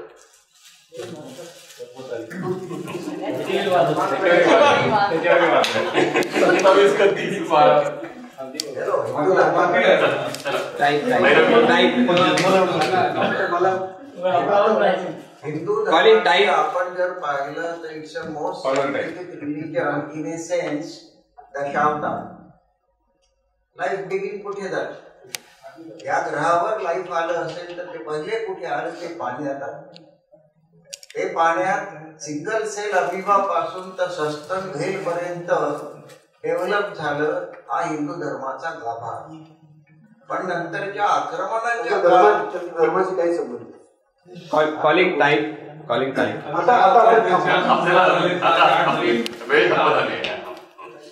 आता मी हे थांबवतो. मी शेवटचे 5 मिनिटं फक्त बोलतो. मुक्कावारांनी त्यांच्या परीने इतिहास वाचला आणि त्याला इतिहास जसा समजला तसं त्यांनी या पुस्तकामध्ये मांडलं. आणि ह्या इतिहासाकडे जायचं त्यांचं कारण त्यांना आज जगत असताना भारतात जे प्रॉब्लेम्स आहेत काय नाही आपली अवस्था सुधारायला पाहिजे. तर ही सुधारण्यासाठी काय करता येईल ह्याच्या प्रेरणा त्यांनी धर्मातून घेतल्या. म्हणून धर्माचा इतिहास मांडत असताना हिंदू धर्म हा चिरंतन आहे आणि त्याच्यामुळे आपण अधिक बरेपणाने जगू असं त्यांनी त्याचा निष्कर्ष काढला. हा त्यांचा धर्माचा अभ्यास आहे. मी त्याकडे अशा रीतीने बघतो दोन्ही की एक तर ते सगळं धर्म वगैरे याच्या गोष्टी मांडत असताना आता मी पत्रकार आहे ते खरं मी असं बघत असतो की साधनं काय धर्म इतिहास वगैरे सगळ्या गोष्टी असतात त्या तुम्हाला हाती असलेल्या साधनांविषयी कळतात. साधनं बदलली की सगळ्या गोष्टी वेगवेगळ्या दिसायला लागतात. त्यामुळे भारतात सुद्धा बघत असताना जुन्या गोष्टी इतक्या वेगवेगळ्या दिसणार आहेत पुढल्या काळामध्ये. भारतात मला अडचण अशी दिसते की भारतामध्ये विद्यापीठ किंवा सर्व ठिकाणी अभ्यास करत असताना फारशी साधनं भारतीय माणसाच्या हातामध्ये नाहीत आणि अशी साधनं जमा करायचा काय म्हणतात सवय आपण सांस्कृतिक म्हणून किंवा कुठल्याही बद्दल म्हणून ही भारतीय माणसाला नाही. एक आणि त्यामुळे उपलब्ध असणारी माहिती ही विश्वासार्ह नसते. आणि ती मग वाटेल तशा पद्धतीने वेड्यावाकड्या पद्धतीने वापरली जाते. त्यामुळे पत्रकार लोक राज्याला फसवतात, लेखक लोक तर फसवतच असतात. समोर ज्या माणसाला कुठली गोष्ट बरी वाटते त्या बाजूने लिहिली जातात. हा आपल्या सगळी इतिहासाची मांडणी हा घोळ आहे. त्यामुळे मला हे काही प्रेरणा मला काय वाटत नाही. मला असं वाटतं की हे मी अधिक बरेपणाने बघायचा प्रयत्न केला आणि ती बरेपणाची साधनं मिळाली तर बघितली, ती साधनं मिळत नाही. एक दुसरं, भारत म्हणजे काय? मला प्रश्न पडतो. एकेकाळी पाकिस्तान होता, अफगाणिस्तान होता, अमेरिका होतं. भारत नावाची जी एक राजकीय चौकट आज आपण मानतो, ती राजकीय चौकट 50, 100, 200, 500 वर्षापूर्वी नव्हती. सगळ्या जगभरचे देश आणि समाज लहान आणि मोठे होत असतात. साम्राज्य लहान होतात, मोठी होतात. त्यात नाना प्रकारची माणसं येतात, भाषा येतात, चालीरीती येतात. हा समाज सतत विकसित होतो, संकुचित होतो, विकसित होतो, संकुचित होतो. तर मी प्रेरणा कुठून घ्यायची? 100 वर्षापूर्वी, 500 वर्षापूर्वी, 3000 वर्षापूर्वी का 5 लाख वर्षापूर्वी? हा घोळाचा भाग आहे. तर मला असं वाटतं की त्यातून मी प्रेरणा वगैरे कोणी घ्यावं असं मला काय वाटत नाही. त्याचं कारण तर कुठले देश कोणी कोणाला मारलं, कुठे कसे हिशोब मारणार? एक या इतिहासातून लक्षात येणारी सर्वात गोष्ट आहे आणि सध्या मी ते वाचतोय, सर्व जगातल्या भानगडी या रिसोर्सेस काबीज करण्यासाठी असतात. प्रत्येक राज्याचा हा उद्योग आहे, प्रत्येक कुटुंब प्रमुखाचा हा उद्योग आहे की माझे रिसोर्सेस कमी पडले की मला ते कुठून तरी मिळवावं लागतं. आणि मिळवायचं म्हटलं की लढाई करायची, आणि लढाई करायची म्हटली की धर्म उपयोगी पडतो. माणसांना चेतवण्यासाठी धर्म आणि संस्कृती उपयोगी पडते. तेव्हा मुळात सगळे व्यवहार हे रिसोर्सेस कलेक्ट करण्यासाठीच असतात. आणि या रिसोर्स कलेक्ट करण्याच्या भानगडीमध्ये one of the factors religion आहे. रिलिजियसली जगावर राज्य करण्याचा प्रयत्न इस्लाममध्ये काही ठिकाणी झाला, ख्रिश्चॅनिटीमध्ये जो काही ठिकाणी झाला. भारताची परिस्थिती वेगळीच आहे की भारतीय राज्याने फारसे उद्योग केलेच नाही. तर मला असं वाटतं की धर्म ही गोष्ट सुद्धा खूप निसर्गी आहे. त्याच्यामध्ये खूप गोष्टी त्याच्यामध्ये येतात धर्मामध्ये. धर्म म्हणजे केवळ उपासना पद्धतीशी संबंधित नाही, धर्मामध्ये अनंत व्यवहार येतात. त्या भाषा आहे, संस्कृती सगळी. तर धर्म हा असा इतका छोटा भाग नाही. त्यामुळे धर्माचे सुद्धा सर्व बाजूने आपल्याला विचार करायला पाहिजे. तर मला असं वाटतं की जिथे आमचं भांडण पहिल्यापासून सुरू झालं की जर मला माझा देश हा बरा करायचा असेल तर मला त्यात लागणारी साधनं कशाच्या आधारे मी माझा देश बरा करेन. मला ते असे दिसतं की बुक्कावर यांनी कारभार कसा केला त्याच्यातून ते मला समजतात. इतिहासातून काय, इतिहास तर खोटा आहे. इतिहासामध्ये चिक्कार इतक्या गोष्टी लिहिल्या आहेत. तर मी तुम्हाला सांगतो, असं तुम्ही औरंगजेबापासून प्रत्येक राजाला त्याच्या हाताखालच्या लोकांना इतकं फसवलं खोटी माहिती देऊन. आणि प्रत्येक राजाचे भाग असतात. बरं, गंमत अशी की राजा मेल्यानंतर भाग शिल्लक राहतात. तर भाटगिरीराजी पद्धत असल्याकारणे आपल्या इथे इतिहास फार डेंजरस असतो. पण म्हणून मी यांना असं म्हटलं की मला तुम्ही सांगा, किंवा आपण जे उदाहरण दिलं ती जी वॉल रिटर्न वॉल नावाचा जो प्रकार होता तो नीट नव्हता. आता मी बुक्कावरांच्या बरोबर खूप दिवस राहिले. ह्या साध्या साध्या गोष्टी अशा आहेत की ज्या कशा पाळायच्या असतात. या तुम्ही जर पाळल्या नाहीत ना तर उज्ज्वल इतिहास चुलीत घालण्याचा तुमची इंडस्ट्री कशी चालवावी, त्याची शिस्त काय असेल, त्यासाठी रसायनं कुठली असतात, त्यासाठी काय केलं पाहिजे, त्याचा धर्माशी काही संबंध नाही. हा व्यवहार आहे, मला जगायचं आहे आणि चांगलं जगायचं आहे.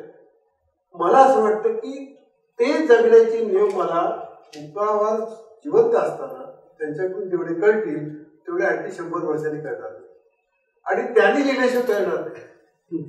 म्हणजे सरकार कसं वागतं तर त्यांनी अनेक उदाहरणं दिली. मी सुद्धा त्यांच्याबरोबर काम केलेलं आहे की मुळामध्ये रसायनं येतात कशी, ती आल्यानंतर त्या रसायनांचं कॉम्पोजिशन कसं असतं, त्याचे दुष्परिणाम काय होतात काय, या पद्धतीची सायंटिफिक माहिती त्यांनी सांगितल्यानुसार भारतात जर 100 रसायन येत असतील तर ते 2 रसायनांचे सुद्धा नसते. बाकी सगळं आपल्याला अज्ञानाचे चिंतन वापरतो. तर आपल्या समोर आपण ज्या गोष्टीला तोंड देतो ते आपली काहीच माहिती नसते. हे मला त्यांच्याकडूनच कळलं. तर माझ्यासमोर प्रश्न असा आहे, मला शिवाजीने काय केलं काय उपयोग. मला असं वाटतं की बाबा माझी अर्थव्यवस्था करायची कशी, टेक्नॉलॉजी आणू कशी, त्या जीपीटी वगैरे आलं आणि कादंबऱ्या खोट्या लागल्या, मी काय करू. आता एक परवानगी कादंबरी ही जीपीटी लिहिलेलीच कादंबरी आहे आणि ते लेखकच वैतागला, तो म्हणा मी काय करायला गेलो मी कादंबरी काय लिहिली. आता हे सगळे जे माझे आजचे विषय आहेत, त्या आजचे विषय मला पाहत असताना तुम्ही एक विज्ञानाची दृष्टी जागृत असलेला एक चांगला कारभारी माणूस काम करत असताना त्याचं काय होतं आणि त्याचा समाजाला काय उपयोग होतो याच्यात मला इंटरेस्ट आहे. शिवाजीने काय केलं मला नाही उपयोग, मला प्रेरणांचा काही उपयोग होत नाही, कारण माझ्यासमोर बाजारामध्ये करू काही ते वस्तूचं मी, माझा गॅस, माझ्या रस्त्यावरचे खड्डे, माझं पोल्युशन, बोर्डावर माझ्या माणसं बसली आहेत, मला काही उपयोग होत नाही. तर मला तुमचे अनुभव आणि तुमचं जगणं हे अधिक महत्वाचं वाटतं. तेव्हा मला असं वाटतं की कशा रीतीने आपण बघता, तुम्ही लोकशाही वगैरे उल्लेख केले तर ठीक आहे, गोळ्या सगळ्या इतकं सुद्धा नाही येते. तर त्या प्रेरणा घेत असताना जेवढं होतावी तो मी तुमचं पुस्तक वाचत होतं मलाही आनंद वाटला. मी सुद्धा शेवटी या देशात जन्मलो, बरोबर. शक का हूण का कुशाण का मुघल बिगल हे मला काही इंटरेस्ट नाही. असे किती आले आणि किती गेले. बरं, हिंदू असलेल्या लोकांनी सुद्धा एवढे अत्याचार केलेले, त्यामुळे मुसलमानांकडेच काय अत्याचाराची मोलापोली होती असं काय भाग आहे. प्रत्येक माणूस, प्रत्येक सत्ताधारी हेच उद्योग करत असतो असा राज्यशास्त्राचा नियम आहे. धर्म हे हातात असलेलं साधन असतं. तर माझं काय म्हणणं की धर्म वगैरे सगळं सोडून द्या, आपल्याला ह्या जगण्याच्या हिशोबामध्ये काय करावं लागतं काय नाही या बाजूला बघण्याच्या बाजूने आपण जास्तीत जास्त गेलं पाहिजे असं मला वाटतं. एक गोष्ट सांगतो की तुमचा अभ्यास, माझ्या परीने अभ्यास, ह्याच्यातून मी जे मानलं आणि जे मला आज रिलेव्हंट वाटतं खूप, ते म्हणजे हिंदू वगैरे सोडा या व्याख्या सगळ्या गोळ्या. भारत नावाचा जो एक प्रदेश आहे त्याच्यामध्ये अफगाणिस्तान आहे, पाकिस्तान आहे, बांगलादेश आहे, नेपाळ आहे, मे बी पार्टली ब्रह्मदेश सुद्धा असेल, हा सगळा तो आहे ना, त्याचं एक स्वतंत्र वैशिष्ट्य आहे जे जगात इतरत्र नाही आणि ते धर्म नव्हे. अत्यंत वैविध्य असलेले हे समाज एकत्र कसे राहतात. खूप दुरावा, खूप द्वेष आणि द्वेष जाती जातींमध्ये, बाप रे इतके द्वेष आजच बघताय की तुम्ही, एक मराठा लाख मराठा काय तुम्हाला लक्षात आलं. असं असून सुद्धा हा देश इतका कसा टिकतो हे मी आता आधुनिक परिस्थितीमध्ये समजावून घेण्याचा प्रयत्न करतो. हे कुठून मिळालं, हे कशातून मिळालं. धर्मातून मिळालं असेल आनंद आहे, मला माहिती आहे, मी अभ्यास करायला तयार आहे. हे एकत्र राहणं, एकत्र राहून सर्व रिसोर्सेस टिकवणं आणि जगणं नावाची एक गोष्ट आहे जी मला असं लक्षात येते की जी भारतात आहे आणि ती इतरत्र नाही. आणि कदाचित इतर देशांना, इतर संस्कृतींना ती भारतातून शिकण्यासारखी सुद्धा आहे. हेही तपासण्याचा मी प्रयत्न करतो आणि हे तपासण्यासाठी आवश्यक साधनं आणि प्रेरणा तुमच्या पुस्तकातून मला मिळाली त्याच्याबद्दल मी आभारी आहे. आणि तुम्ही घ्या, वाद होतील, होत राहणार, तुमचं पटेल न पटेल, पण तीच तर गंमत आहे. त्याच्यात तर गंमत आहे, ती गंमत आपण वाढवत राहूया असं म्हणतो. आणि 8:30 वाजले, मी या कार्यक्रमामध्ये संपतो.